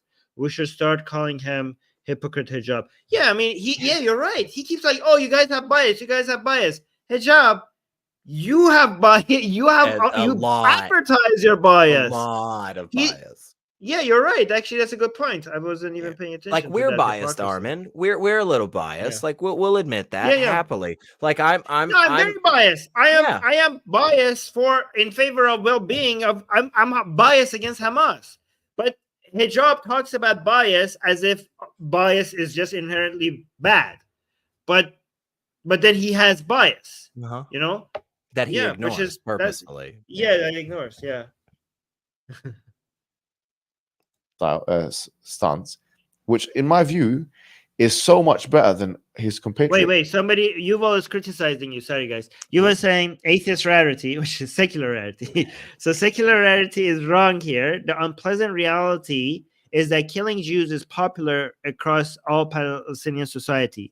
See the Palestinian view on Hebron massacre in 1929. I don't think I've ever denied that. I think in 2006, Hamas won the vote with 70% of the people that could vote. I've never denied that. Yeah. But to say that every Palestinian is clearly wrong, that's not. And I'm not sure that's what you're saying, Yuval, but yeah. What Yuval is saying is correct, but it doesn't contradict what Elliot said.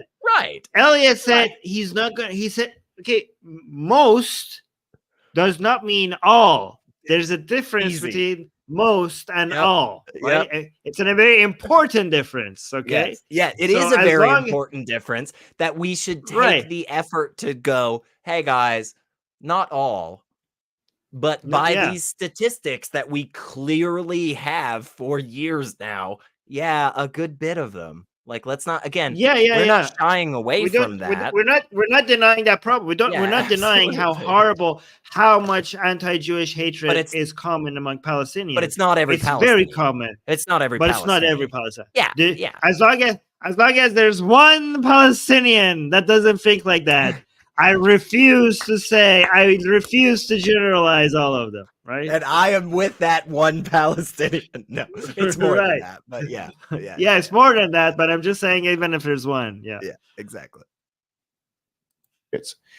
However, as you mentioned, it is sugarcoated a bit, and I agree fully with your sentiment.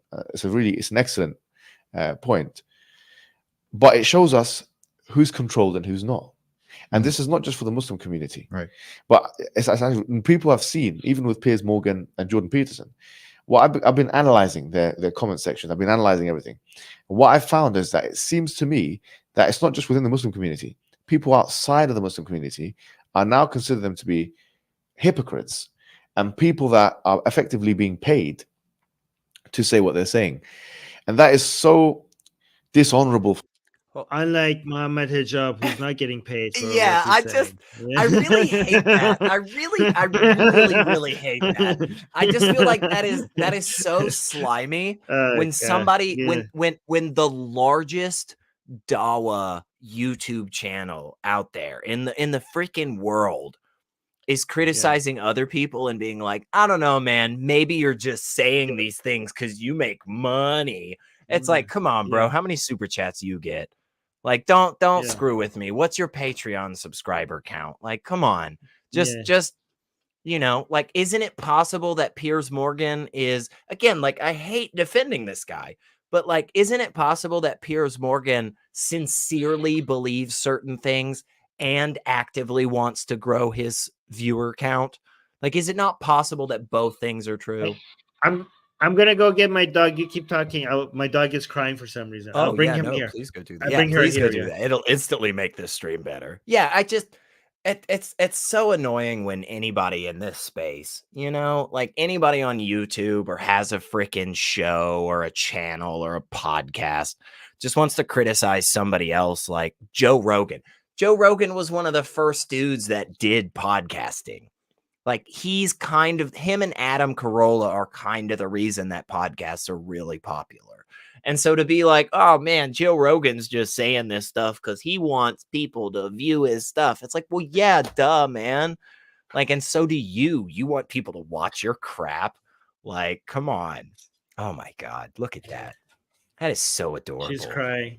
I know. I would absolutely stop everything and just be like, what's wrong, little puppy? Oh my gosh. Sorry, guys. Sorry.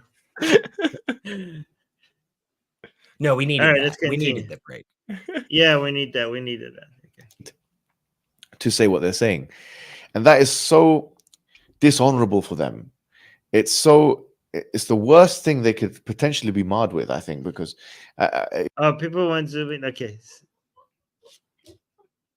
Hang on. Hang on. I'm going to drop out for a sec. Do the one up.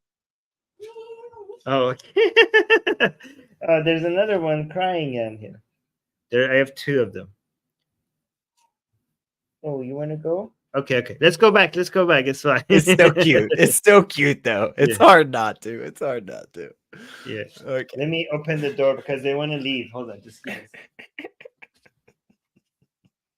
That's one of the best ways to like derail anything. It's like, look at this fuzzy thing that I've got here. All right, let's continue. If you think about what they preach, truth, journalism, honesty, transparency, 12 rules, whatever it may be, speak the truth, even if it's not expedient, whatever it may be, this flies in the face of all of that, doesn't it? Right. And so I like the idea that it's a sugarcoating, that we're not waiting for the approval.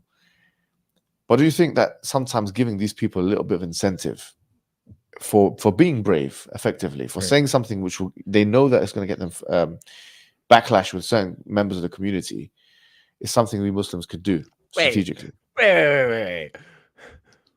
In that like 10-second clip, what did Joe Rogan say that was controversial? What did Joe Rogan say that was going to get him backlash from the community?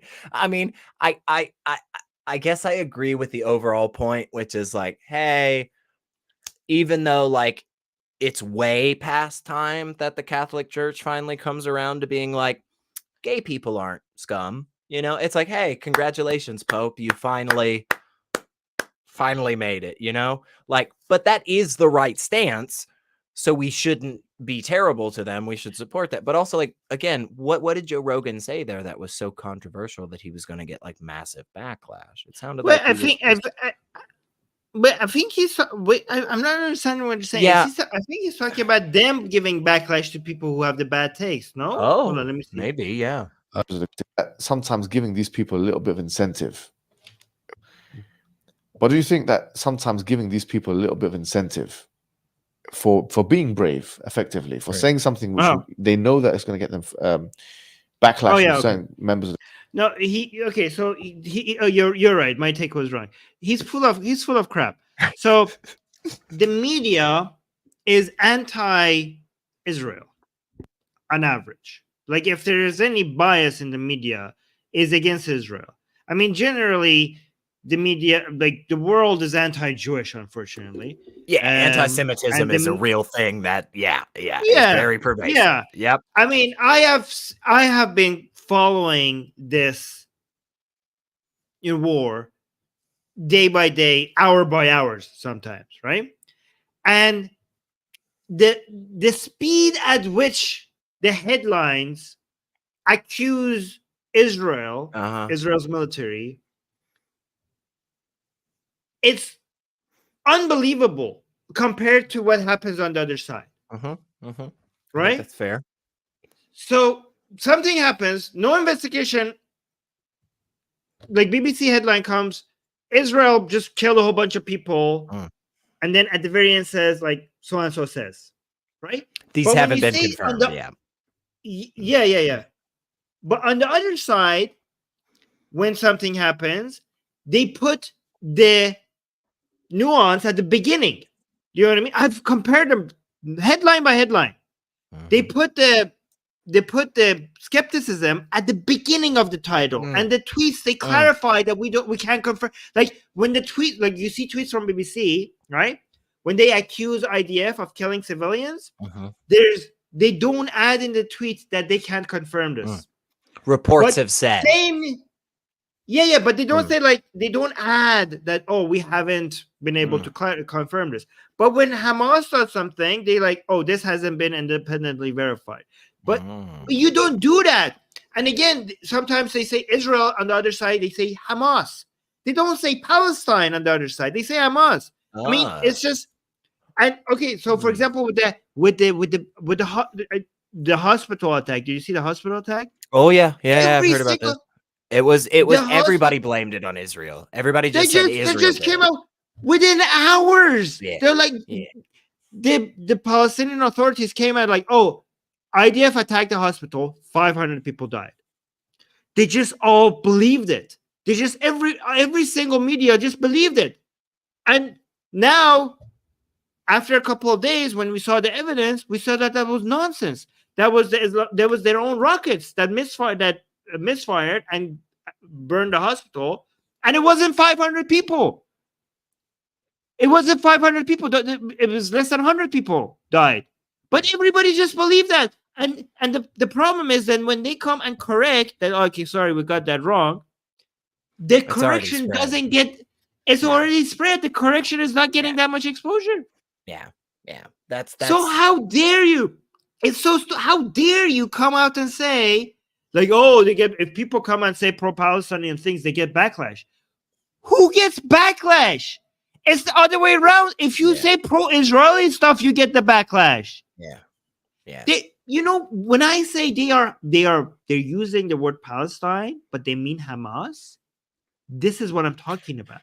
Because the people who are getting the backlash are people who are supporting Hamas. And they're showing their hand because every single backlash that you're seeing is not for people who say I stand with Palestine.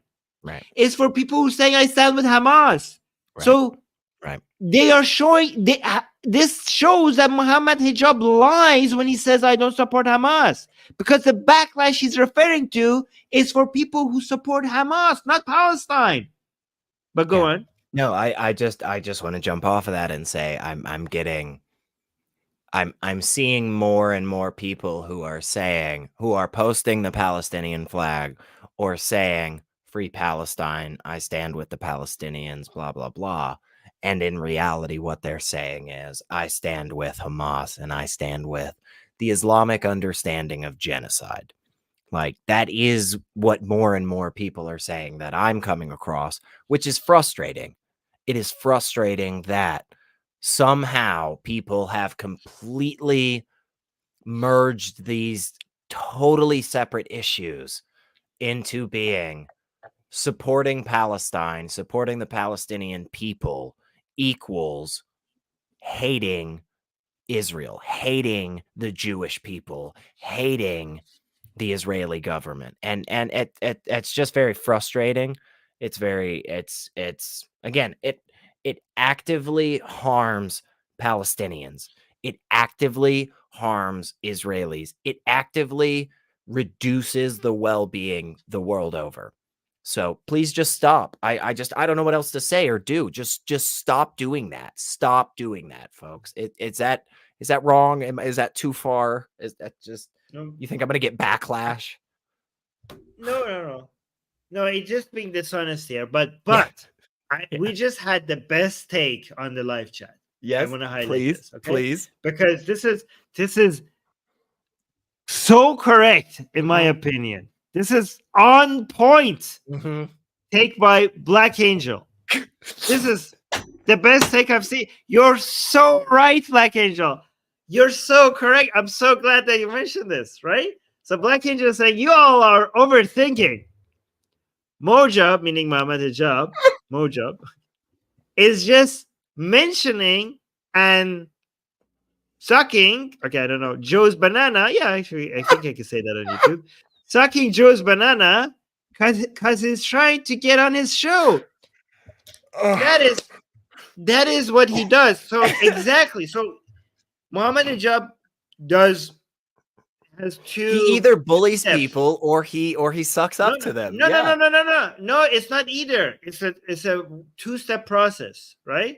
So he starts by tickling your balls and saying like I like you and trying to like sorry. And then if that doesn't work, he starts punching your balls, right? But he attempts.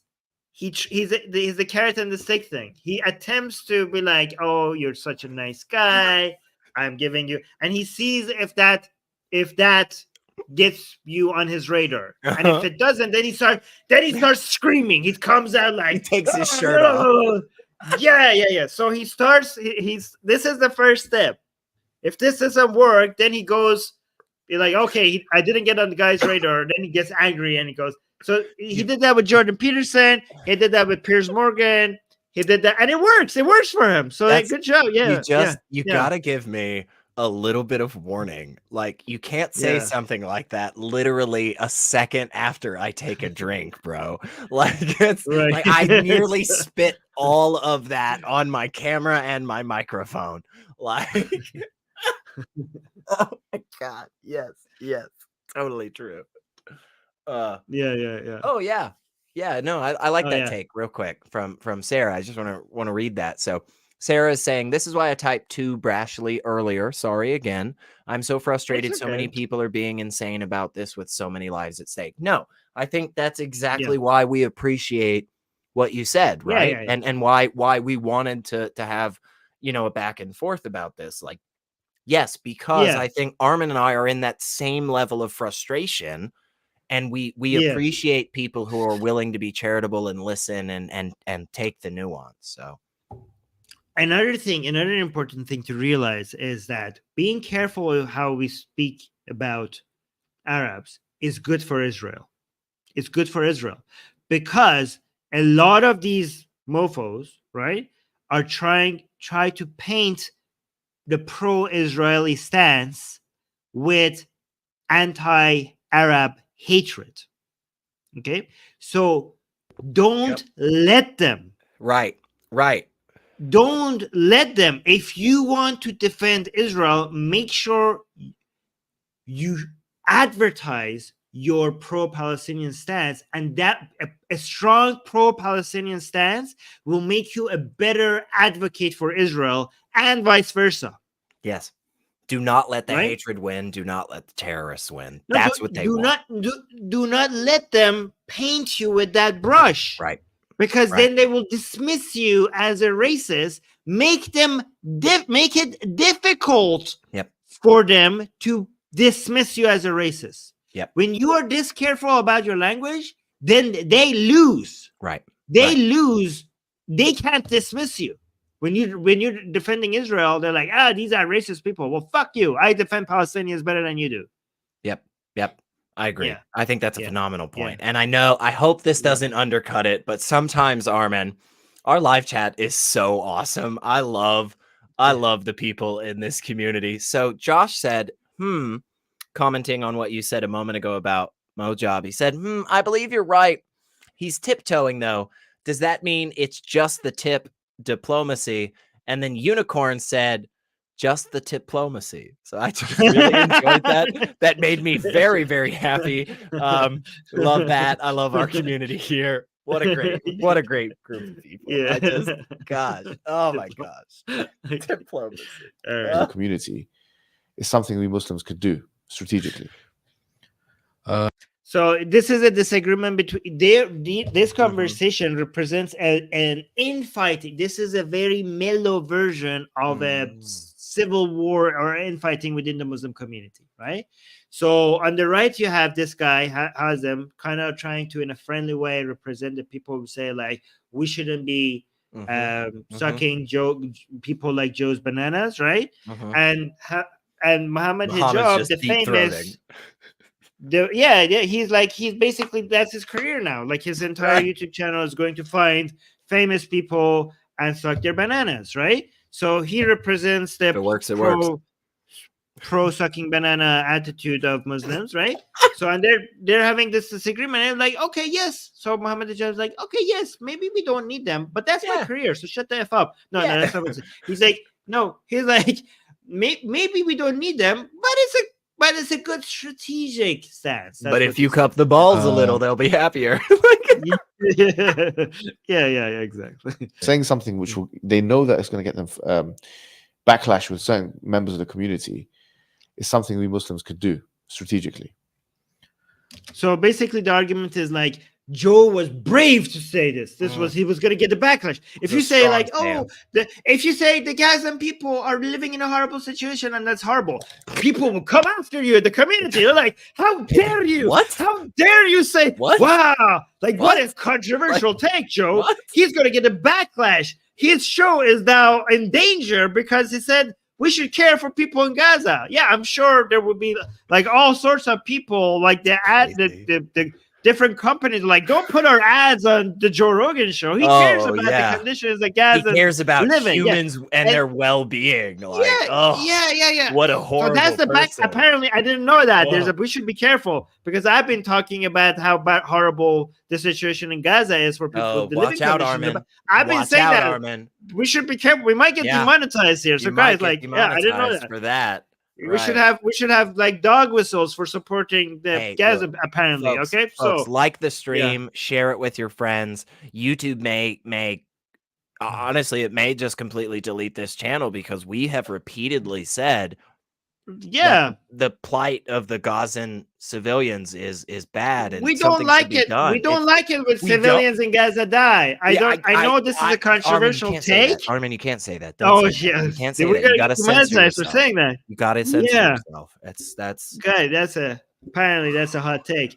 Okay, rough. But so Mohammed Hijab is saying, given how controversial of a stance that is, and how much big of a backlash people like Joe Rogan are going to get for that, we should come and support him. Okay, this is a strategic thing for Muslims to do. Okay.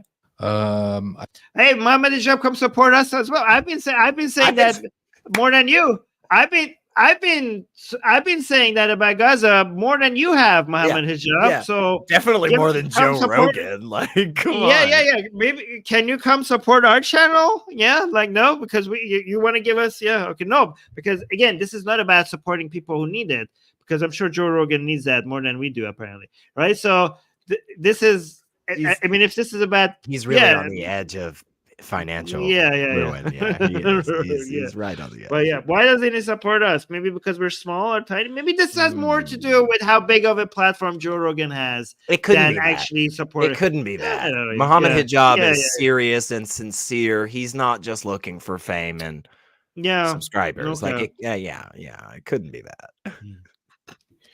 It's something we Muslims could do strategically. I think so. I think, like I told you, I could be like good for him. Right? Yeah. But at the same time, when he was speaking, he's like regardless of it being like he tried to distance it from being that kind of issue, Palestinian and stuff. So I don't know how these people are talking. Do they hear themselves speak?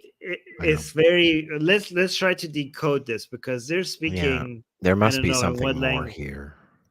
Yeah, let me try to decode this. By the way, thank you, Daniel, for getting 10 memberships for the live chat. Thank you so much. That's very sweet. Thank you, Daniel. But let me try to decode, because like that thing, he's trying to not say that thing. That I know. Like, yeah. It's weird why they're speaking so vague. Yeah. I don't know. So okay, let's try to decode what they're saying. Hold on. It's let me see. Of it being like he tried to distance it from being that kind of issue, Palestinian and stuff. So again, it's not what I'm trying. It's not the same thing. Yep. Right. For us, it's not even about land. Right. For us, it's a religious cause. It's not just. Oh about, my like, God. These. Oh my freaking God, Armin. Like he said it. Could I mean, Jesus Christ. Could he have said explicitly what? Yes, Lucid Doggo. They finally admit it. Like, we didn't even try for that. I was trying to because I thought, like, I know what they're trying to say. Let me decode it, but he just said it, so I don't need to decode anything. I mean, it's like somebody out there. Look, here's what I want. Armin. I want somebody out there. I want somebody out there in the live chat right now. You know, one of those random commenters that has never said anything on. I'm just gonna go. I'm just gonna go. I don't need to say anything. No, Armin. This is not about. Where's that Ray guy? Where's that Ray guy? This is about liberation. Where's that guy that says this is about liberation?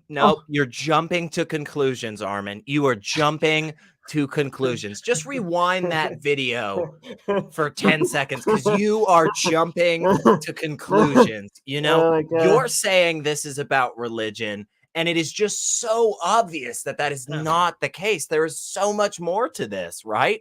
And that's why Hazem here, he responded very vaguely. He didn't really give specifics. And then the first thing that he got super specific about, he was like, oh, no, it's about Islam, bro. What do you think it was about? Do you think it was about, like, economics? Like, it's about Islam.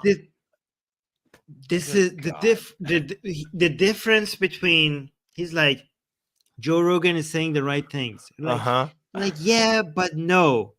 Because what the mistake that Joe is making, is that he's caring about the lives of Palestinians.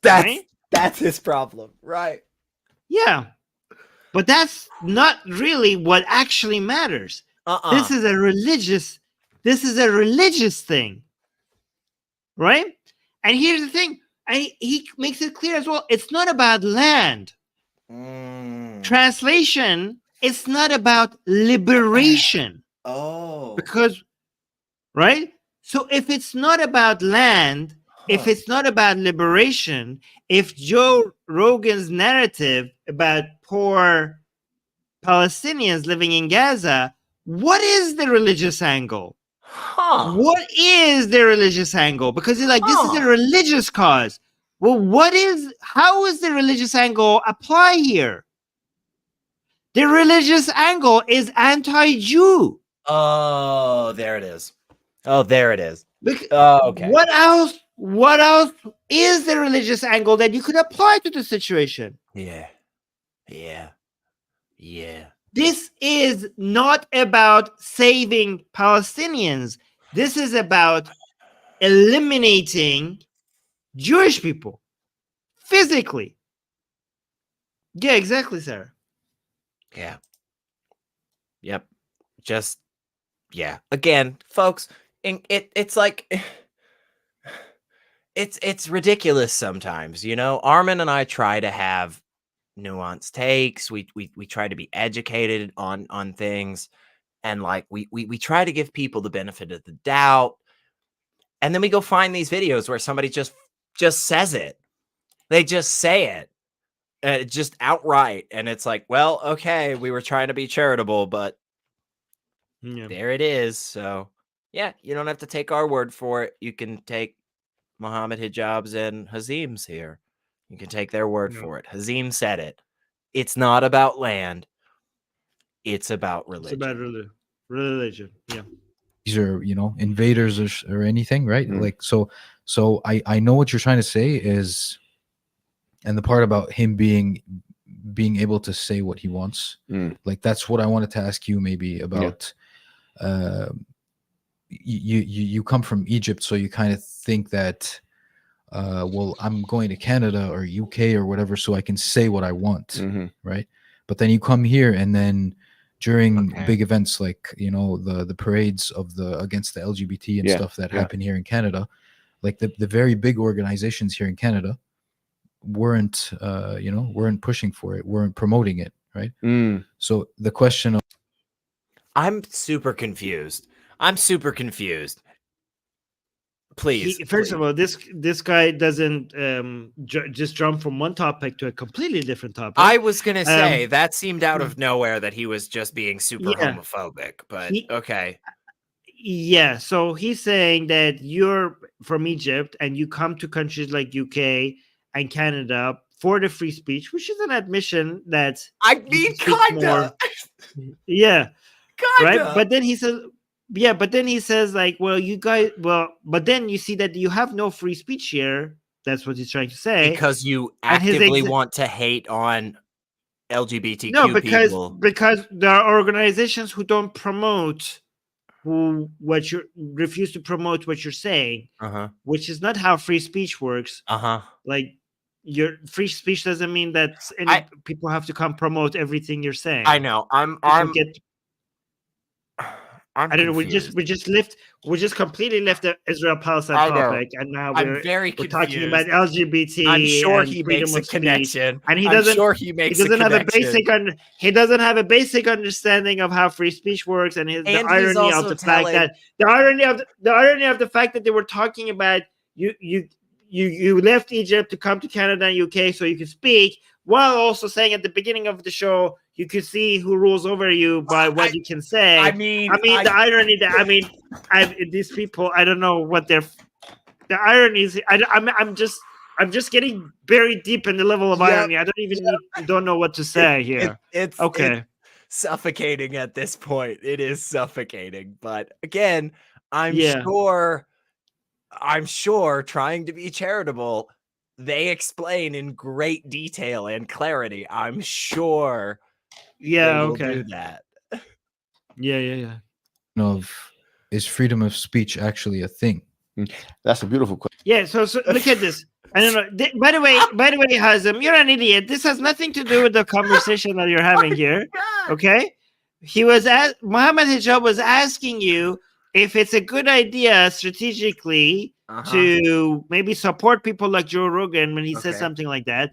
And now you're talking us in Canada, when you try to say something, first of all, you're allowed to say it. Nobody stops you. Right. But because you don't get promoted, now you're questioning whether or not freedom of speech is a thing in Canada, which, you don't understand how freedom of speech works. But this has nothing. Yeah. Right.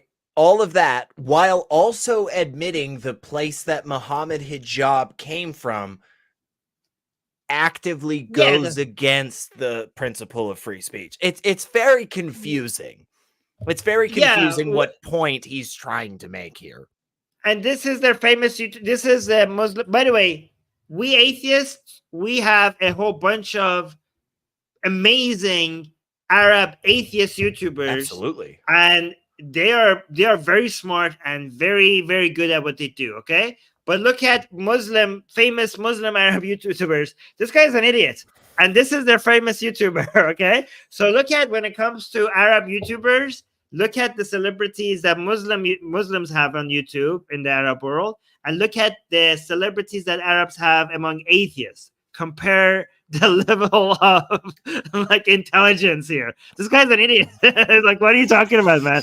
Like, this has nothing to do with the conversation. So, by the way, I also want to use this opportunity to celebrate all the amazing Arab atheists that are just killing it on YouTube right now. They're just killing it on YouTube. I just want to celebrate all of them. Thank you to all of them for the work. Absolutely. But this is what the Muslim community has to offer on YouTube. Again, this guy is supposed to be a big deal.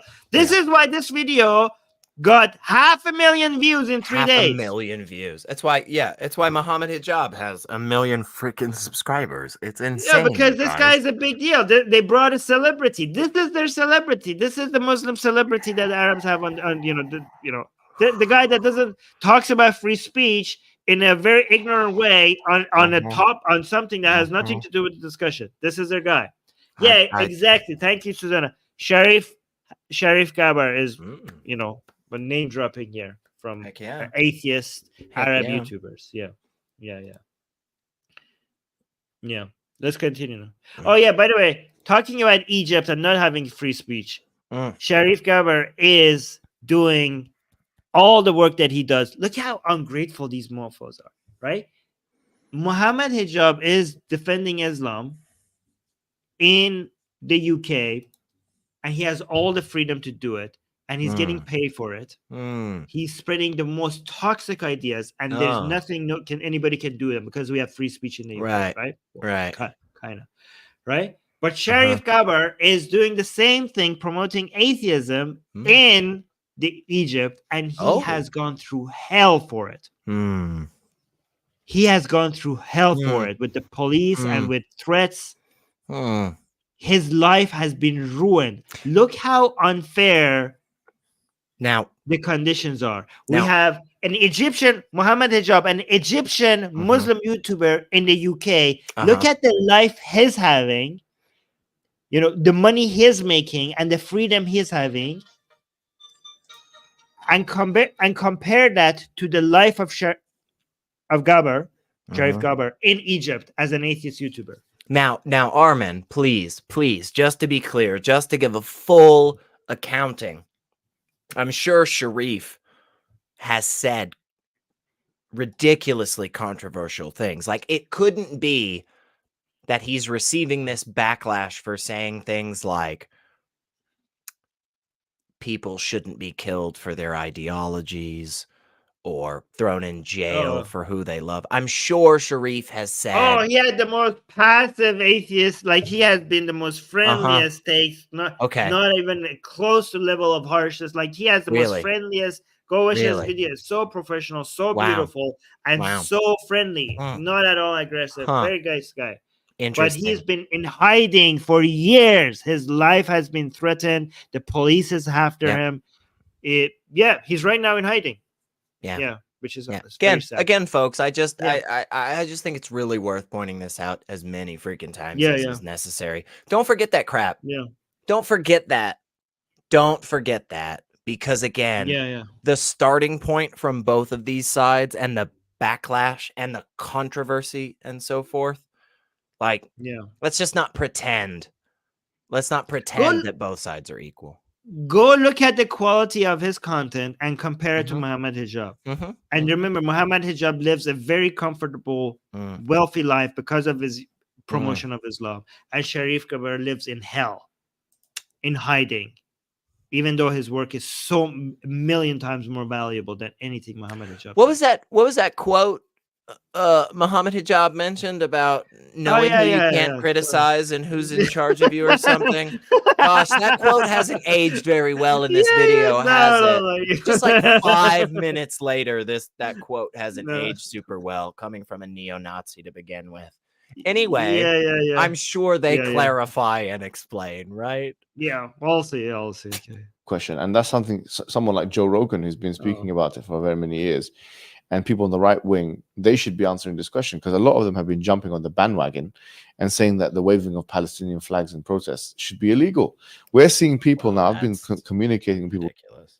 Okay, yeah. So first of all, in the UK is also, police is also coming after people who have the flag of England, right? They say they're calling that racist. Okay, so England has gone crazy with a whole bunch of people. The police is showing up at people's houses for saying, maybe hot takes on trans issues, having at protests. They're going.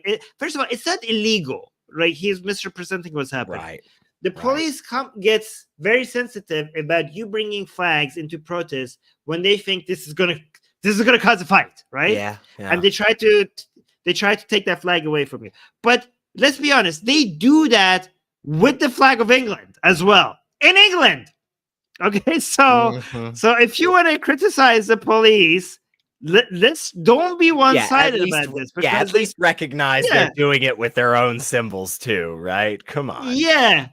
Also, though, and this is what's frustrating, and this is the thing that you have pointed out repeatedly, is that there are a lot of people, though, like who actively do hide behind the Palestinian flag as a way to support genocide, as a way to support hate. Like, so Don't pretend Yes. that that's not happening. And unfortunately, what is so disgusting about it is absolutely like this is happening with far-right groups in Great Britain right now.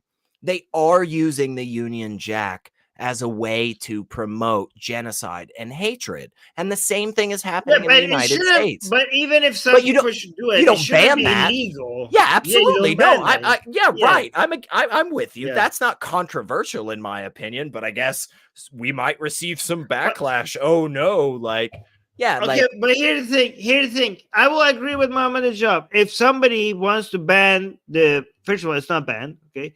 But if somebody wants to ban the Palestinian flag in the UK, fuck them. Yeah, I'm against that. That's the easy. That's we're against easy that. stance. Yeah, easy stance. But also, your point, Elliot, is very true that the Palestinian flag, unfortunately, for Palestinian people, now represents terrorism. It does in a lot of it, not all instances, right? Yeah, but in a lot, because we constantly see, like we saw that people came out with the Palestinian flag and changed their profile pictures to the Palestinian flag after Hamas attacked Israel and killed 1,400 civilians before Israel even responded in Gaza. What does the Palestinian? I ask you guys, be honest here. Like, let's completely be honest here. What could the Palestinian flag mean when you are waving it after Hamas kills Israeli civilians? Is it not a pro-Hamas sign at that point? Is it not a pro-genocide sign at that point? We know what the Palestinian. Unfortunately, we do support Palestinian people, but the name of Palestine and the Palestinian flag is now a dog whistle. Yeah. For terrorism. Yeah. It's the same thing. It's the same thing in the United States, where organizations will form themselves as freedom of speech organizations, or just focused on liberty and so forth. And really, at the end of the day, what they're promoting is the freedom of speech to advocate for the eradication of a group of people, so genocide, or the liberty to actively hate and promote violence against a group of people. So yeah, this is the same thing. We see the far right do this time and time again. Okay. And again, it is not all. It is not all, folks. And that is absolutely worth saying as many freaking times as is necessary to get it through people's heads. But do not shy away from the people who are actively promoting disgusting atrocities by hiding behind the Free Palestinians label. Do not do that, because what happens is you sacrifice your humanity. And if that isn't enough for you, to go, hey, maybe I shouldn't be promoting this, then remember that you promoting that actively kills Palestinians. It is that hatred that you perpetuate on Twitter that causes more Palestinian children to die. That's what it is, plain and simple, folks. So stop that. I can't believe I have to keep saying that. Stop that. Stop doing that. Please, y'all, for everybody's sake, please stop doing that. Is that too harsh of a stance? Do you think we'll receive such criticism that we'll never be able to do this again, Armin? Do you think the backlash is going to be overwhelming to these stances? I don't know. I don't know. Well, what else? So fair question from Susanna. Susanna is saying, Armin, what if someone wanted to argue that they rallied around the Palestinian flag before Israel's response because they knew Israel's response was already coming, because it was celebratory, because they were celebrating? That's how I know. Oh, I see what you're saying. So you're saying the people, there were some individuals that already knew that there was going to be Susanna is criticizing me, saying like, oh, they maybe they came up with the Palestinian flag not because they supported the attack, but because they were like, oh no, Palestine is going to get hit, and now we're coming out to support Palestine, right? I'm saying I know that the majority of what I've seen was in celebration, right? And well, let me actually show you this. Right? Here's an example, this thing. Never forget this, right? My God. So here's a translation of what it means to stand with Palestine, apparently, right? So with the Palestinian flag and I stand with Palestine, and you have a picture of one of those paragliders of Hamas who went and massacred 260 civilians at that music festival in Israel. This is the translation of I stand with Palestine. This is what you're supporting. So I stand with Palestine apparently means I support Hamas. I agree. That's unforgivable. Genocide. That's unforgivable. Yeah. That's unforgivable. Yeah. Their comment was, this is all that it is. What in the flying fuck are you saying other than you are actively supporting the slaughter of 260 civilians? What are you saying there? There is absolutely no freaking way. I mean, that's ridiculous. That is ridiculous. And again, like, it's just, we go out of our way to say, not everyone, not all Palestinians, not everybody. And yet, other individuals in this space will give their takes and actively support genocide. And people want to gloss over that and pretend like this is just about some children in Gaza. And that's disgusting. The individuals who support that message that Armin just put on screen, the individuals who continue to gloss over the fact that people actively use the Palestinian cause, the Palestinian people, as a cover to support hatred and genocide, those people perpetuate the violence and the hatred and the crap situation that Palestinians have to deal with on a regular basis. They are anti-Palestinian. They are actively harming the Palestinian people. And I hope more people will wake up and grow up and stop doing that. It's a shame that we have to say that, man.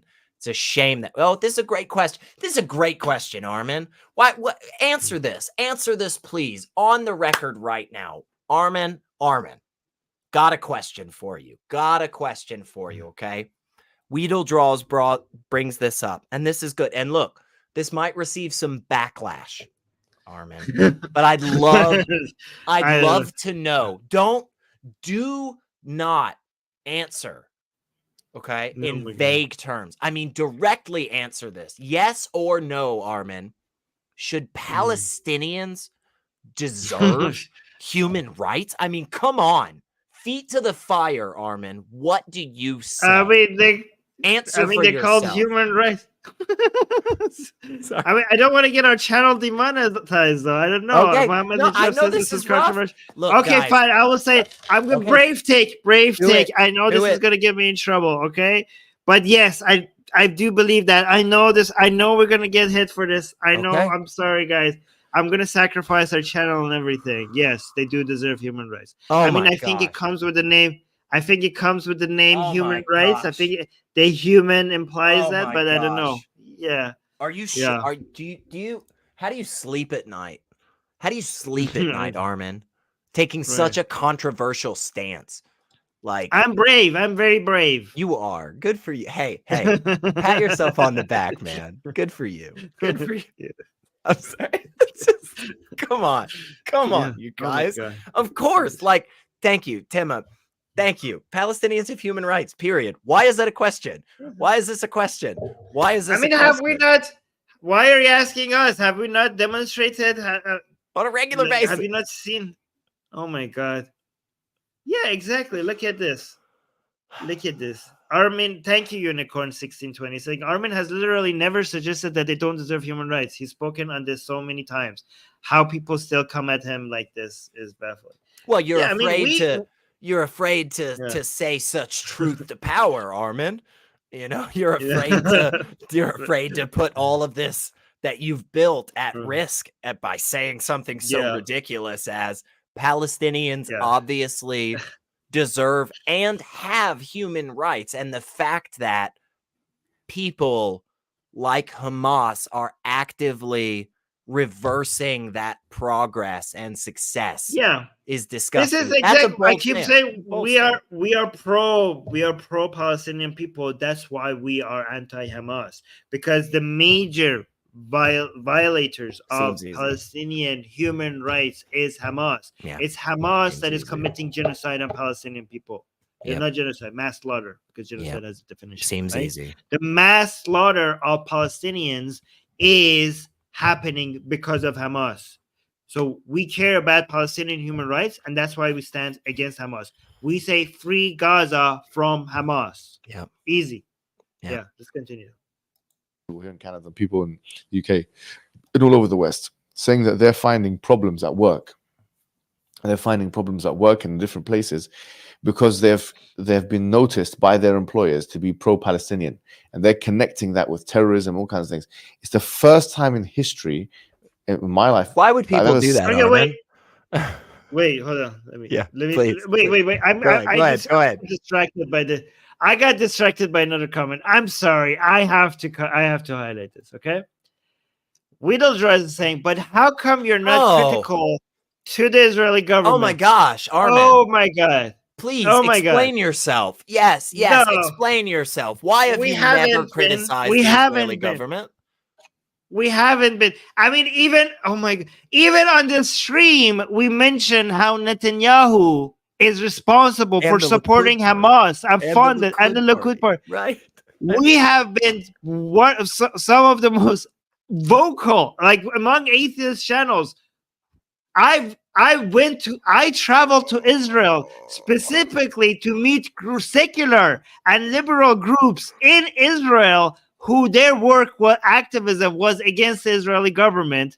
I met with atheist Zionists in Israel who are against the Likud party and highlighted their activism.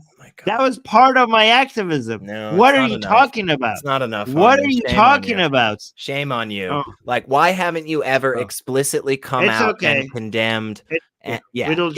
Weedle, we're not angry with you or anything. Like, don't worry about that. But we all have, all have incorrect takes, and it's good that we have a place where we can have incorrect takes. Like, there's video evidence of me before I was even on Atheist Republic, just hanging out in the live chat. I made some comment once and Susanna was like, hey, I want to highlight this. You didn't get this right, man. And like, and it's good. It's good that we have that, we have an opportunity to say incorrect things and learn more and correct and make better decisions. That's awesome.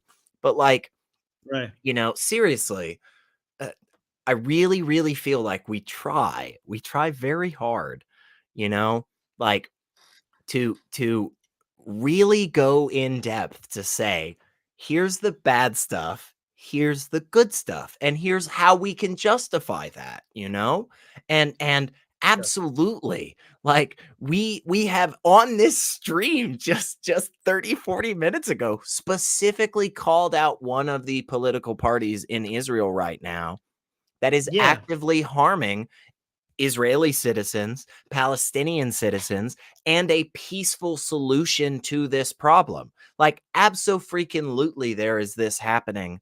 And again, like, there are far-right individuals in the Israeli government right now who do support genocide of the Palestinian people. And fuck those people. They are wrong. It is gross. And almost always, not 100%, but definitely most of the time, those individuals are coming from a hardcore religiously Jewish stance.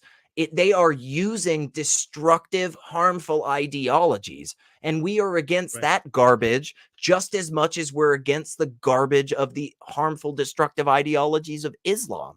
Abso-freaking-lutely. Well, Yeah. okay, maybe a little bit more against Islam because it's a little bit more explicit with its hate. It's a bit more explicit. It's a bit more direct with its hate. At least in the. I'm sorry. Yeah. Okay. No, I at don't want to least be in the that guy Torah. that's picky all the time. No, Yes, I think yes. fair. At least in the Torah, it's hidden a little bit, Right. not much, but a bit. I mean, yeah. Okay, but let me. I could be picky about every sentence, but this stream will be 6 hours, right? But we don't. Thank you for being here. Just because I shout, don't thank you. Like, we want you in the live chat, and we want to hear what you have to say. So we don't draw as saying I'm Palestinian myself, and I just want to give my 2 cents on this. Thank you for being here. We do care about your opinions. Okay, so please stay here. Okay. By the way, you've all mentioned I have many shows that we criticize the Israeli government, and one of them was with Yuval, which I have a 1 hour. Yuval is an Israeli, and we had a 1 hour show exactly. I have many shows about Israel, and one of them was this. Yeah, so thank you, Yuval, for confirming that. Yeah, and Sarah is saying, and the Israelis are pissed at him. He's done for, right? Politically, I mean. I hope. Well, I hope so. I hope so. Gone. I mean, I was at least happy in this whole process that the Blue and White Party and Benny Gantz, have started working with Likud and Netanyahu and stuff. I am genuinely on the side, hoping that Netanyahu is convicted for his corrupt dealings. I think it's obvious, in my opinion, he's been taking bribes and stuff. I think he's doing a terrible job.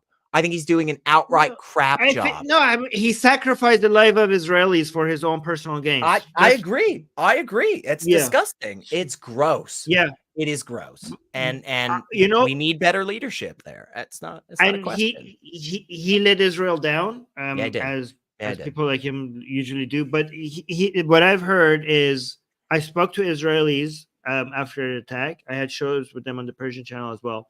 And they say that at the funerals of all civilians who died, right, politicians are not showing up. Oh, I wonder why. Because they think that they might be sworn at. Like, people will boo them. Because their crap, disgusting policies have caused more deaths. Yeah. So on both sides, they've caused more. The politicians in Israel are scared to show up at the funerals because people are very angry. Cowards. Say it with your chest. Stand up and be responsible for the atrocities that your words have caused. Stand up and be an adult. You want to say this in the Knesset? You want to say this? Then stand up when the consequences happen. Absolutely. I hold the Israeli politicians responsible who have caused the deaths of Gazan and Israeli citizens. Hold them responsible. But please, I can't believe I have to put this caveat on it, but please do not forget the atrocities that Hamas has also caused. That has caused the death of the responsibility 1st, 2nd, 3rd, 4th, 5th till 10th goes on the people who actually pulled the trigger, who actually did the torture. If that's controversial, Armin, then fine, I'll accept the backlash. If that's freaking controversial, then fine, I'll accept the backlash. It's just, it's ridiculous that we have to be in a world where we have to say that, But still, apparently we do. So if anybody's got any questions, hit us up. We're here. We're here. Just send us a chat. Yeah. So Unicorn 1620 is saying Israelis were out for months nonstop every day. My own family protesting to oust Netanyahu and his far right Likud cronies again. Literally every day for months. I'm so happy that we have both Palestinians and Israelis in the live chat. Yes. This is beautiful. We have such a great. Beautiful. Yeah. Again, do not let the hatred win. Do not let these assholes win that want to continue to divide us and dehumanize us across the board. Let the gorgeous humanity shine through, like that Israeli businessman who, in all of the horrible crap he has been through, still stands up and says, I'm going to go out of my way to hire Gazans. Do not let do not let this hateful garbage win. Don't do it. Yeah. Don't succumb to their hatred and bigotry. Don't do it. We got a super chat from Gagin American saying, we forgave. Thank you so much for the super chat. Gagin American saying, we forgave Japan. How long do you think it will take for Palestine? America covered up many Japanese war crimes. Is it better to have peace or justice? Okay, I don't know how long it will take, but I just know that anti-Jewish hatred is so deep-rooted in the world, and religion adds to that and makes it very, very hard to get rid of. Like when it comes to other wars, because it doesn't have this level of deep-rooted hatred for a group of people and it doesn't have religion, it's easier for you to forget that and move past it at some point, a couple of years. This one we're living with it for 2,000 years now, this level of hatred. And don't think that it just comes from Islam, y'all. And Islamic sects. Like, believe me, despite the lip service that many Christian groups give to the Jewish people, the only reason that they give a crap about the Jewish people is because in their belief system, the Jews will be screwed over at the end so that the Christians win out. So, like, don't get it twisted. There's still anti-Semitism there. They just hide it under the fact that at least their anti-Semitism helps them win or something. It's gross. It's garbage. Like, don't forget that. Like, don't gloss over that stuff. But yeah, I don't know. We've said so many bold takes, Armin. I don't know how we're still I think we're done for, guys. Make sure you enjoy our stream because this is going to be our last stream ever. Yes. So that's gonna, but in case we survive this, make sure you subscribe and hit the bell notification so you see our future streams, just in case by a small chance we get to survive past this. We don't know. We don't know. Just in case. Yeah, we don't. Yeah, not likely. Terrorism, all kinds of things. It's the first time in history in my life that I've ever seen such difficulties and complications that people are facing because of activism of a pro-Palestinian kind. Right. So much so that we're considering starting some kind of a name and shame organization to see which organizations are actually attacking Muslim people or pro-Palestinian people in this way, and for us to name and shame them. And this might be an action that we take. But the point is, by the way, pro-Palestinian means pro-Hamas, okay? And if that's what you mean, I want to be on that list. Like, what do I have to do to get on that list? Yeah. I'll proudly wear that freaking list on my chest. Yeah. You telling me, guys? You want to make a group that shames people that are anti-Hamas? Yeah, you can go ahead and put my name top. Like, I'm not concerned about that embarrassment. Again, we have made it very shown what they mean by pro-Palestine. In everything they say, they were defending Hamas when they were acting like they were defending Palestine. That's what they mean here. Yeah, the right wing, which its whole mantra is freedom of speech and expression, is effectively large swathes of it telling us, no, you can't do this kind of protest. Right. You can't wave that. You don't know how free speech works. When people tell you that your opinions are wrong or this is shameful, that's not against your free speech. Are you sure? Yeah. Effectively, large swathes of it. I mean, what are you talking about? Like, all of Europe, there are pro-Palestinian protests everywhere. No. Like, all the streets have been taken over with people with Palestinian flags. And this guy has the audacity to come out and say, like, Armin. Oh, they don't let us. What are you talking about? Armin. What are you talking about? Come on. Like, these are the same people who brag about Europe being taken over by pro-Palestinian protests, right? And like, look, the world is waking up and becoming pro-Palestine. And at the same time, like, there doesn't seem to be free speech here. We can't have a Palestinian flags. There's a sea of Palestinian flags all over Europe. What are you talking about? Hang on, Armin, hang on. Okay. It's not like there's videos, okay?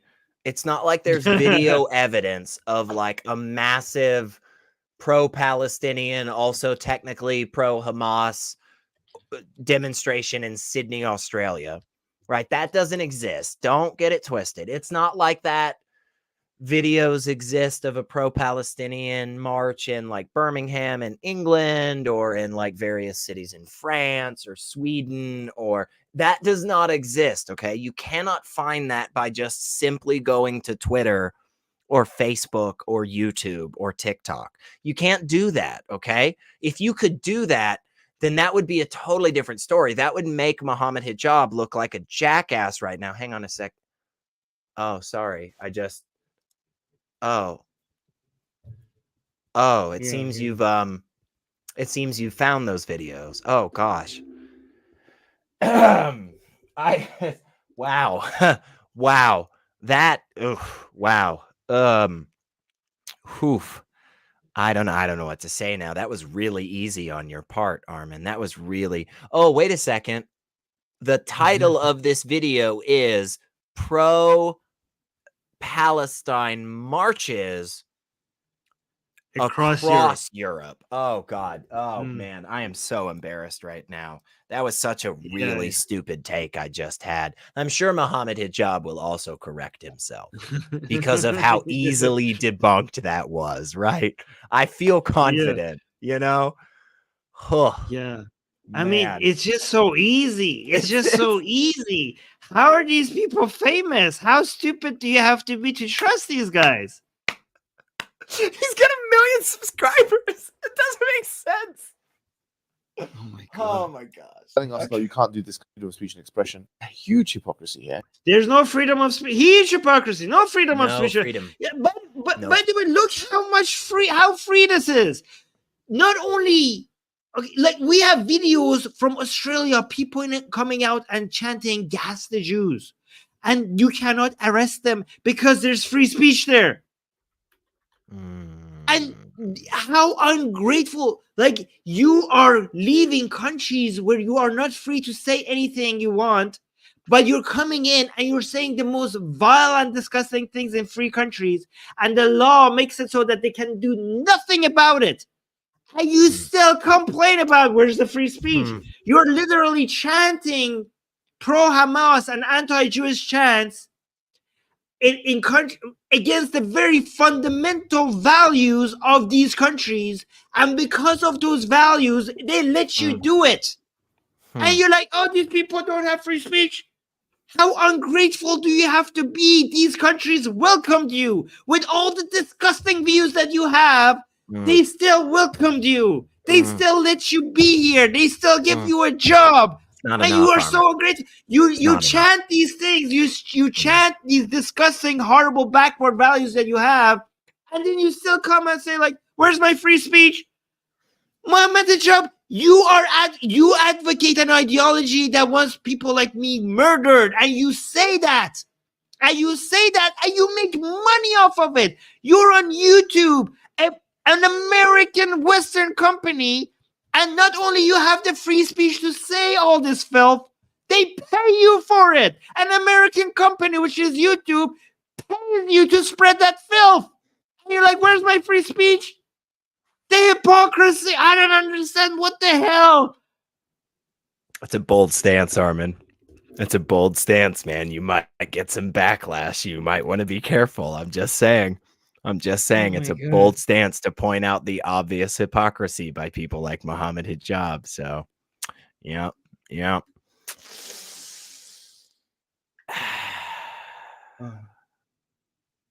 No. Well, we got a super chat. You, Matt.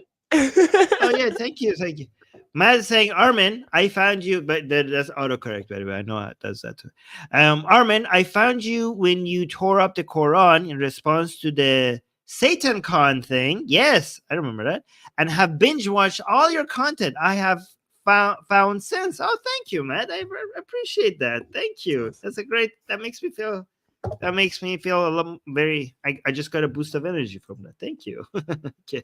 I just want to say after that, Susanna's saying, hey, make sure to tune into the news show this week, Matt P, which happens, by the way, on Sundays at it's 10 a.m. Central Time. So 10 a.m. US Central. So or 9 a.m. Yeah, US I think so. Central, Yeah.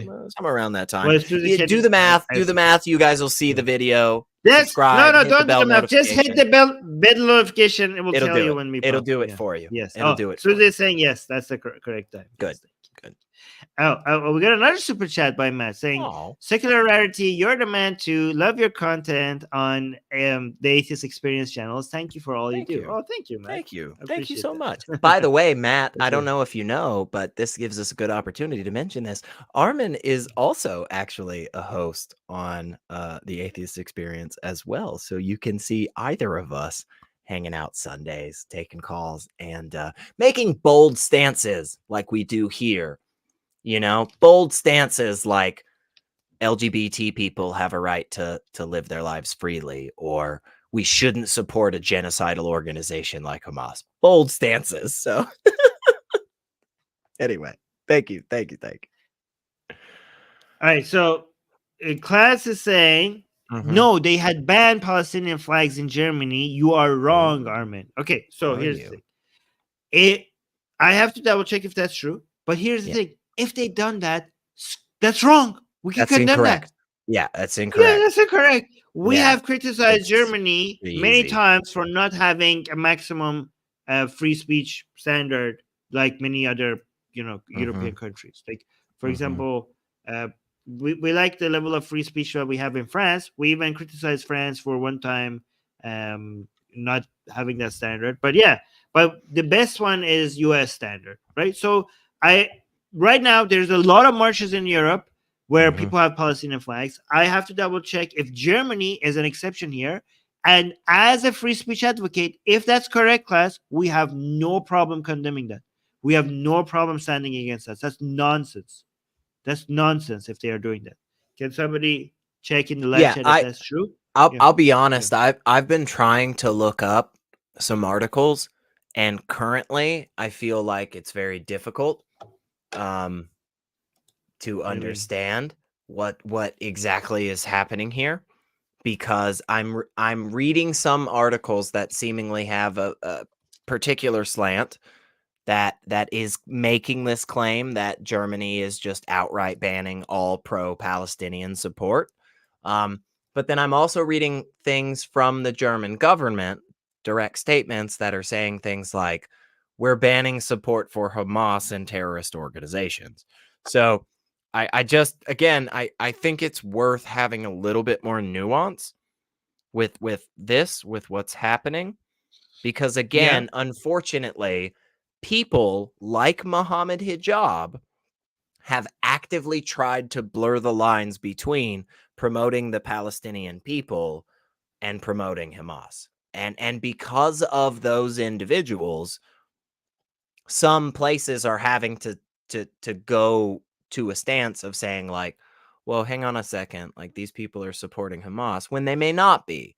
And again, I just think that kind of points back to what you were saying a minute ago, man, where it's like Hamas is the cause of this suffering so many times over, right? Individuals with hateful ideologies are the cause of this suffering so many times over. And if individuals would stop trying to hide behind the Palestinian flag as a way to promote anti-Semitism, then these issues wouldn't arise. So again, it's worth looking into further. So honestly, I say thank you. I say thank you to Klaus who brought this up, but I just don't know it's as clear cut as you're making it seem. It doesn't seem to be on a very quick search.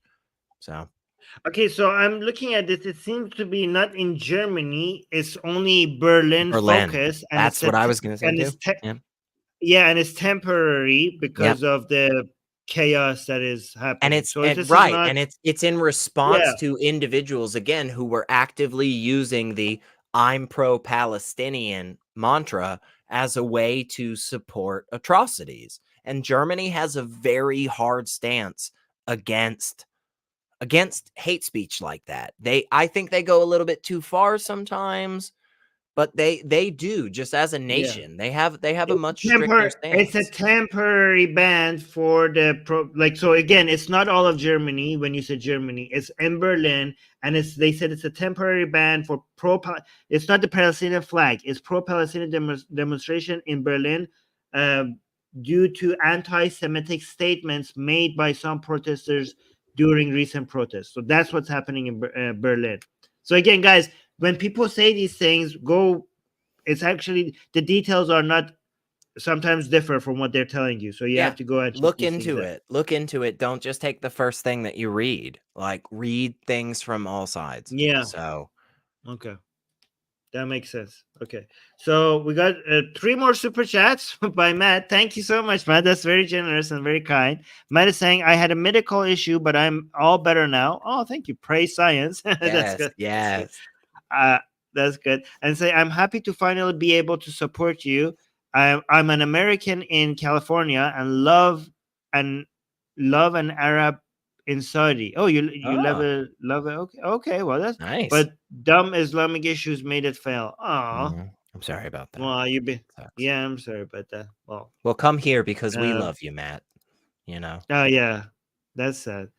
And last interruption. Oh no, if you want to interrupt us with super chats, go interrupt us all the time. Yeah. I was saying, how is what? Oh, patrons. Patreon subs. The sub goal. Sub goal. And Susanna. Yep. Susanna gave a good explanation. Yeah.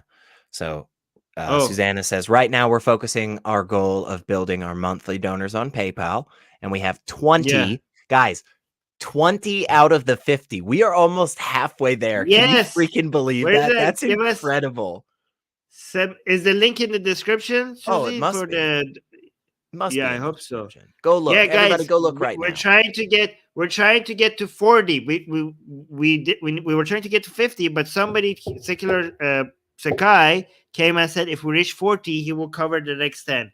So we're halfway there. We need 20 more monthly. If we get 20 more, a lot of our financial problems will be solved, right? So we just need 20 more monthly PayPal donors, and so that's 20 really more. incredible. We're already, so really that's not much, if you get just one more today, that's like 1/20th to reach our goal. So the link support, in the description. The support from the Atheist Republic community is incredible. It absolutely warms all of our hearts. So Susie put the link in the description too. So thank you, sir. Do it. Oh, yes, thank you. Okay, so here's another super chat by Matt saying, last interruption. Susanna, you rock too. Love the whole vibe you add. Sorry it isn't 10 on your chat, but I gotta do the pay bills thing still. Thank you, Matt. I mean, your message alone is a lot of support, because Susanna has been working very, very hard to keep Atheist Republic alive. And she doesn't get enough appreciation, because she does 90% of the work to keep Atheist Republic alive, but she's doing it behind the scenes, so people don't see how much work she puts into it. But the reason why we have Atheist Republic, like Atheist Republic was going to go bankrupt a whole bunch of times, and if Susanna wasn't there, we wouldn't have Atheist Republic. So I need to do a better job reminding people that we have Atheist Republic, because Susanna saved us like at least a dozen times, right? So I will try to make sure.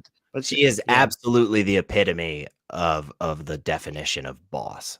I mean, come on. She crushes it every day on a daily basis, and so much of that is unseen, y'all. So. We just recently just crashed and burned completely again, until Susanna came and did the fundraising. I know. It's insane. She just comes and saves. Don't know how she does it. Don't know how she does it. She's also got like a full-time job too, and like personal life and stuff, you guys. So like it really is amazing. And she doesn't get paid because we can't afford it. It's freaking it's crazy. So it's crazy. Hopefully one day we could get her paid. Oh yeah, I mean, get 20 more people on PayPal, y'all. Get 20 more people on PayPal, and that's the start. That's the start to actually finally, paying Susanna for all the work that she has done. Which I mean, there's no amount of money that really makes that even, but at least something will start that process. So Oh, look at this! She's saying we're building. Yes, we are trying. All right, let's finish this video. We're close. The right wing, which its whole mantra is freedom of speech and expression, is effectively large swathes of it telling us, no, you can't do this kind of protest. You can't wave that kind of flag. You should stop this. And it's unbelievable who it's coming from. But because time is of the essence, I really have enjoyed your contribution. Likewise, and what is your YouTube channel for? We enjoyed your contribution as well, because we keep telling people this is a bad religion and people don't believe us. Thank you. I just want to thank you for him to Hazem. I am really a big fan of Yeah, so I do appreciate that. I do appreciate it. Oh, what? Okay, we got another super chat. Matt is saying, Matt is saying, well, now I gotta send a $10 for Susanna. Also, you all nailed the sale. Oh, and now you're at 21 from 50. Wow, oh my gosh! Matt. Oh my freaking gosh, man! Thank you, Susanna. Y'all have no idea. 19 more. Thank you, guys. Thank you. It means the guys, we're world. 19 away. We're 19 away to make it to 40, which then makes us to 50. Thank you so much, man. I appreciate that. Yeah. Susanna saying, I'm literally getting emotional. Yeah. Thank you, Matt. It's incredible. Well, so many times it feels like, especially some of the news and some of the takes that you and Susanna bring. Like, we've been joking about like, oh, these are controversial takes, but like sometimes, unfortunately, y'all are on the side of something that, a lot of people are criticizing, and wrongly criticizing, because what you're standing up for at the end of the day is a continued progress in the terms of increasing the well-being for all people, right? Not giving a crap about borders, not giving a crap about, background. And unfortunately, we still have to keep fighting a battle against the people who want to strip that from us. And so, it's tough sometimes. So it really, really means a lot when we see y'all coming out and just showing love like this. So it's very helpful. Thank you. All right, I'm going to read later Sorgu and Leah and Sarah's interaction, but I want to finish this video. We're so close. We're so close. You could just type in Hazem, Hazem, Seddiq. I mean, they're doing the promo of the chat of this YouTube. Screw video, it. So we get it. You got stuff in both languages. Yeah, okay, let's forget that. But I do want to look at this. First of all, Susanna is saying, your support makes a huge impact on continuing our work. Thank you guys for everybody who's supporting us. We're almost there, guys. When we hit 50, a lot of our problems will go away. So thank you for that. So Sorgu said, okay, so here's the question. Sorgu, first Sorgu and then Sarah respond. Sorgu is saying, how do you suggest Israel to target Hamas while avoiding civilians? It's impossible, unfortunately. It's literally impossible. I mean, they're trying their best. And Sarah had a good response. Sarah saying, Sorgu, they warn before they bomb. Well, that has generally been the policy. They've even dropped flyers for people to evacuate before they bomb. Yeah, flyers, and Hamas actively goes and tells them not to move, to stay in the area that is getting bombed, and even blocks the roads from people to try to get away from there. The flyers that they threw in Gaza, I listened to the thought process that the IDF, the Israeli military, had for the flyers. They thought that some of them might not be able to read, so they drew a map and they pointed which way to go. They even picked the river as a direction to go because they thought that some people might not know which direction south is, but they know where the river is. So right after they got hit so hard and 1,400 of their civilians died, when they wanted to attack Gaza, their thought process was, we need to make sure that the flyers that we get the Palestinians out of the way includes instructions with a landmark like a river, so Gazans can move to the direction. Even the ones who do not know how to read, even the ones who don't know which direction the south is, they were thinking about how to save Palestinian lives. That was the thought process right after they got hit. In the greatest massacre of Israeli citizens in the history of Israel, their response was, when we retaliate, when we attack, how do we minimize civilian casualty to the point that they were even thinking about the ones who can't read and the ones who didn't know which direction the South is. I mean, I know, by the way, let me be clear. I know the IDF has people in it that are horrible people. They have. And I know the IDF has committed war crimes. That does exist. And we ourselves have given those examples and we have condemned it, right? But we also say this, it's not black and white. We also see the times that the IDF goes out of its way to do everything it can to minimize civilian casualties, right? Every military has horrible people in it, and sometimes they make decisions that are horrible, and it needs to be condemned. And we do that. But we see these things as well. These are also true. Yeah. And I'll just be honest here. This isn't me grandstanding. Like, this isn't me trying to make a point. Like, I'm sincerely curious as to what anybody else's response is. Please, if anybody has an answer out there that is perfect to what you're supposed to do when a genocidal organization actively slaughters your civilians and then hides behind their own, please, like, tell me your answer, because this isn't the only time in history this has occurred. Okay? That principle, that disgusting, heinous principle, has existed in other organizations, in other conflicts. So please, I would love to hear your answer. Like, if you have a better response, tell me. I can tell you what Mohammed Hijab's response was. Because again, let's not forget, our buddy Mohammed Hijab called for the active invasion of Gaza by the IDF, going home to home. That was what he was supporting in his video before going on Piers Morgan's show. So again, I truly don't have a perfect answer. I absolutely do not. And I'm begging somebody out there that has the answer to give it to us already, because I absolutely want to minimize the casualties on every single side of this. So please, if you have the answer, tell me. Their answer is that you should just let Jewish people die. That's their answer. I've heard that response too often, and that is what is so disgusting and frustrating. That's what they're saying when you give every possible option that Israel could take, the Israel military could take, and they say no to every single one of them. They're basically saying just die and don't respond. Just let them kill you and do nothing. That's the option that they're accepting. Also, by the way, I also want to mention how initially after the attack, they say like they cut out water and electricity. Okay.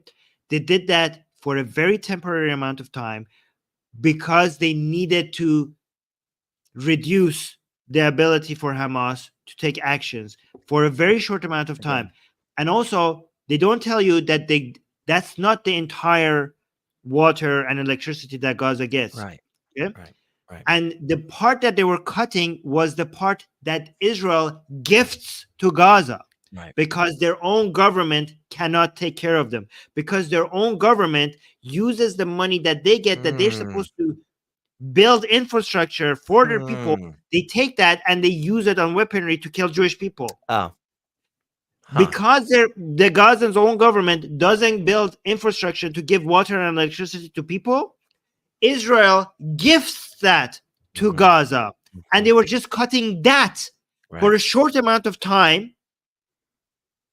Yeah. And they also don't tell you that the water pipes that Israel built to get water into Gaza, Hamas digs them out, digs the water pipes to build missiles out of it. The water pipes that gets water to Gaza. But I thought they don't tell you. But Armin, I've been told so many times that Hamas is just trying to increase the overall well-being of the Palestinian people. Why would they actively uproot plumbing that provides fresh water. Is there any possible reason you might point to why they would do that? Because again, they're so pro-Palestinian, the Hamas organization is. Maybe it's because, well, I mean, yeah, no, please. Well, please. because Palestinians, we care about them, but not this life, the afterlife, you know. Oh, so it's a disgusting ideology, a Yeah. religious, Islamic, disgusting, hateful ideology that permeates to the point that it actively harms their citizens. Oh, okay. Strange. By the way, first of all, I didn't delete anything. So Daniel's I saying, didn't. why was one of my comments deleted? I didn't touch anything. Didn't do okay, anything. I don't know why. Yeah, I don't know sorry what if that YouTube happened. did. So yeah, sorry, it's weird. And also we got another super chat by Matt saying, oh, and last three interruptions. Sorry. Do you all know the Joe Rogan video is from 2018? That's I didn't know that. Fascinating. That's fascinating because I don't want to say this. Armin. I don't want to say that Mohammed Hijab is being intentionally dishonest by using this video right now. Okay. I'm sure he was just unaware. I'm sure he was unaware that this was 5 years old. I'm sure that he was unaware because if he knew that and purposefully used this video to get his points across, that would be dishonest, right? I'm sure he didn't know. I'm sure he didn't know. Because using the video now in this context completely misrepresents the message of that video. I mean, yeah, kind of. Yeah, kind of. Yeah. Yeah. It does. My god. Yeah. He made it seem like why are they they're saying this now, they could get He a made it seem like it this happened just a week ago. He made it seem like it was brand new. Like amazing. Yeah, and she's like Abby was talking about the Great March of Return, not Hamas protests. Oh, okay. Well, thank you for clarifying that. Yeah. Really, again, trying to be charitable here. So I'm sure Mohammed Hijab did not know that, because if he did know that going into this, Hazem as well, by the way, I'm sure neither of them knew this, because if they did, that would be incredibly dishonest and a bit gross. So, yeah. Oh, also Sergey saying, but why is Israel airstriking even when Hamas has hostages? Because it's a horrible choice among all other horrible choices. Yep. You tell me, okay, here's the thing. Anybody who tells me is what Israel is doing, I'm sure they will make bad decisions. You know, I'm sure there will be bad decisions. But in general, attacking Gaza right now, if that whole response is bad, because I'm not talking some specific actions that IDF will take that should be condemned, because every war will have war crimes, right? No matter which country does it, right? And those specific war crimes will, once they're proven to be war crimes, should be condemned. But the whole principle of responding to an attack like this, if you think that as a whole is wrong, because I don't think it's wrong, I think there should have been a reaction, a big reaction, to the greatest attack on your civilians in the history. There should have been an attack in Gaza on Hamas, right? But tell me, if you think that's not because there are civilians there, that they should not have responded, you tell me what is the alternative. Maybe you're right. Right. Maybe you're right. Maybe there's a better alternative. Help us. But tell me what that alternative is, and I will just jump on that. Yeah. But don't tell me the alternative that you're proposing is for Israel not to respond at all. Right. Not to attack Hamas at all. Because any attack on Hamas will have civilian casualties. Absolutely. There is no way. Hamas has made it sure that there is no way for you to target Hamas without getting civilian casualties. Right. They want that. If you are asking for 0 civilian casualties, you're basically asking for no response to that attack. Yeah. That is not a legitimate answer. Yeah. So tell me, what is your option? What would you suggest if you were in charge in Israel? what would you do? Please, Sorgu, please, seriously. Like, I know we have already gone super long on this video, but like, I will stay here for another few minutes. You said you already told us. Tell me. Maybe we missed it. Maybe we missed it, We missed Sorgu. it. Like, please, Write it please again. tell us. Tell us again. You don't even have no super chat required. Just tell us. Like, because honestly, we want to understand. Okay. Let me respond to this. Let me try this. I will genuinely try to.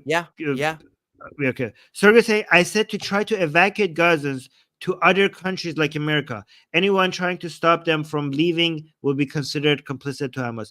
That is an impossible. This is a fantasy world. It's not, okay. First of all, the Gazans don't want to leave. Right. You're talking about 2 million forcibly removing people. Yeah, this will be considered. Israel will, anybody who attempts this will be considered a forced movement of people, right? And do you understand? My God, I don't even know how to explain this. Every country that has accepted Palestinians, even in much lower numbers of what you're, in much lower numbers that you're talking about, has turned into a disaster, a demographic change. Yeah. Do you understand?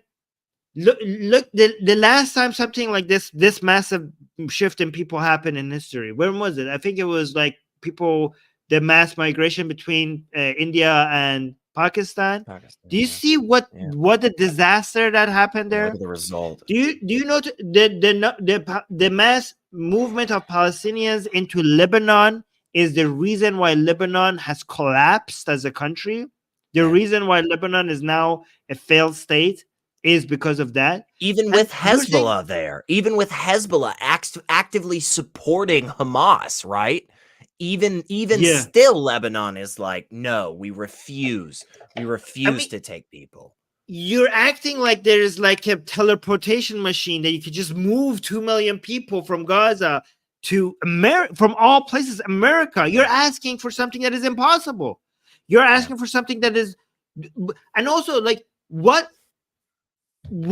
would all these people who are asking America not to meddle in all these American citizens are like, why are we making other countries' problems our problem? Right? And this is the state of the American, because America is a democracy, right? So you cannot just do things without American citizens wanting it. Yeah, I mean, it's literally part of, What do you think is the political capital for such a suggestion in the United States with such a lost appetite for any involvement in other countries right now in the United States? I know you're asking American citizens to support their politicians for making other countries' problems their problem. I mean, the American citizen right now, their tax money is already being spent in policing the world more than any other country and stabilizing, making everywhere in the world the American taxpayers' problem. Like problems in the Middle East, problem. Yeah, in Pakistan, in India, in the Philippines, in Vietnam, everywhere, American taxpayer is like, okay, let's solve that. Let's bring stability everywhere. And now on top of all that, you want to tell American citizens to support their politician in bringing 2 million refugees into America on the taxpayers' dime. Like what? No, you're living in a dream world. Like, again, this is why we know that there is no alternative to what's happening, because these are the fantasy alternatives that you guys are suggesting. And this is again, like, in a freaking perfect world where we could just snap our fingers and magic was real, y'all. Like, yeah, absolutely. We could fix everything, we could fix everything because it's perfect, because we don't have to deal with an organization who at its founding core, at its first document of incorporation, had as a part of it the genocide of an entire group of people. In a perfect world, we don't have to deal with organizations and individuals that make up Hamas and Hezbollah. But in the world that we actually live in, that's what we have to deal with. And so, unfortunately, you just can't pick people up against their will and move them halfway across the world. Yeah, I mean, people need to understand politicians are not like gods. They need the will of their people to be able to do something. If they're not good like politicians, yeah. No, I mean, no, even if they're not, because you cannot, like, even dictators need the will of the people. If you don't, you need, it's called political capital. If you don't have political capital, you can't do something. Any U.S. politician that comes and suggests, like, oh yeah, let's bring on top of everything we have done around the world and using taxpayer money to basically bring stability everywhere else, let's just bring 2 million refugees because we're making Israel and Palestine's problem our problem. I mean, that any politician that suggests that will be out of the job tomorrow. Like the American citizens will be like, yeah, how about we just get rid of you? So that's how the world works, unfortunately, like how it is, right? We got two. Did we miss a super chat? Because I see one from Gajian, but there was another one at top that I think I missed. Oh yeah, this was. No, I read that already. Okay. Yeah, no, I read that already. But we just got a super chat from Asian American saying, have you guys seen Bassem Youssef versus Piers Morgan? What are your thoughts? No, I haven't. I will watch it. Maybe we'll do a stream. Maybe we'll review it next Wednesday. Yeah. Okay. Yeah. We've gone long. This has been long, man. I think this absolutely deserves a subscribe. If you haven't rung the bell, do it. If you don't comment normally when you watch these shows on Atheist Republic, like comment at least on this one. We've gone extra long for y'all and have provided some really good takes, in my opinion. So another thing that people don't understand. So Sorgo's saying America just has so much unused land. Okay, guys, it's not about land. It's about infrastructure. Okay? Because we have enough land right next to, if you're looking for just land, I mean, the right next to them, right? The Sinai Peninsula, it's like there's enough empty land right next to Gaza and Egypt. There's so much empty land that nobody is using right next to Gaza and in Egypt. But guys, people can't just live in land. Okay, we need buildings. You need infrastructure. You need houses, right? So there's like, where is you gonna get that from? You need hospitals, you need schools, you need like Also, Armin, I just want to point this out because I think it's really interesting, because I've heard from some people, not anybody in particular, like Hazem or Mohammed Hijab earlier in this video, but I've heard from some people that this isn't about land. It's actually about a religion. Yes. Just in case we'd forgotten, folks. Just in case we'd forgotten. They said it themselves. It's not about land. Yes. By the way, a lot of, I don't understand, like you're saying, America accepted, right? I mean, right there, we have 22. I mean, if this was an option, which is not, okay? But we have 22 Arab countries. The Palestinians, they've been fighting to live in a country ruled by Arabs. And they're right there. I mean, there's Egypt, there's Jordan, there's Saudi Arabia. Do you think Saudi Arabia doesn't have enough land? Do you think Iraq doesn't have enough land? There's 22 Arab countries, and you don't even need to move them all the way there. But none of them want that, because that would be a political suicide for these countries. And they're not even democratic. They're not even democratic countries, and they can't accept Palestinians because even dictators are afraid of a backlash by their civilians, by their citizens. So if dictators can't accept Palestinians because of a backlash by their citizens, how do you think a democratic country is going to accept that? What do you think? They fear their citizens even more. That is not a solution. Yeah.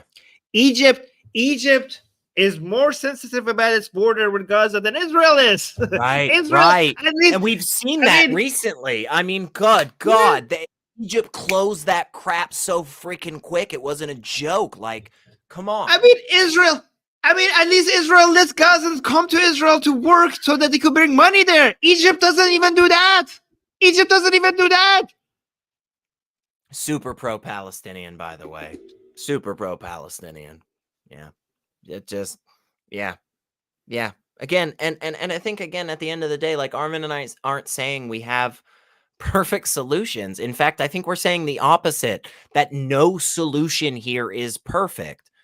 But what is so deeply frustrating is when time and time again, individuals like Mohammed Hijab want to blur the lines and pretend that there is just some easy solution that the Israeli civilians and the Israeli government can take, when in reality, he is hiding what his actual sentiment is, which Armin mentioned earlier, which is Israel should just take it and die. That's his viewpoint, and that's disgusting. Don't forget that. Let me just add one thing. The same Muslims who are chanting, pro-Hamas and pro-Palestine chants right now in these Arab countries right now, okay? In all these Arab countries, many of these same people are like, yeah, Palestine, F Israel and stuff like that. If their governments were like, okay, let's let Palestinians live here, the same Muslim would turn on the government like, how dare you? No, like they would not. I promise you that that's what they would do. They will turn on their own government. If they did that. Yep. So again, I mean, if you've got a solution, tell us. And this is what I'm telling you. This is everybody saying why Israel doesn't let them come just live in Israel. But they don't say the same thing for the 22 other Arab countries. Yeah. When I say this is anti-Jewish hatred, this double standard proves it. Yep. And it's just frustrating that people want to pretend like that's not the case, Okay, last super chat and then we'll go. Gage in America saying America has 574 native tribes. Land should go back to them first. I think it's an honor issue. There are a lot of people want their homes back. Okay, there are a lot of people in their homes. Yeah. Hey guys, I'm coming. I need to end the stream because somebody's knocking on my door. But guys, make sure please to like and subscribe and hit the bell notification. I think this was a very effective stream. And leave a comment after the live stream is over and recommend our channel to as many people as is humanly possible. So easy. Okay. So every one of you, 100 people go recommend to them. And also, guys, we need only 19 more donors away. We are 19. Link to our PayPal link in the description. Please try that. Thank you, everyone. Thank you, guys. Thank you, guys. Anyways, this has been a good stream. Sorry it's been long. Hang on. Yeah. I've got for our exit. Oh yeah, okay. For our exit here, I brought a hat with me. I wanted to do this right. We really want to do this right. So okay. Let's do that. Assalamu alaikum. Assalamu alaikum. All right, guys. Bye.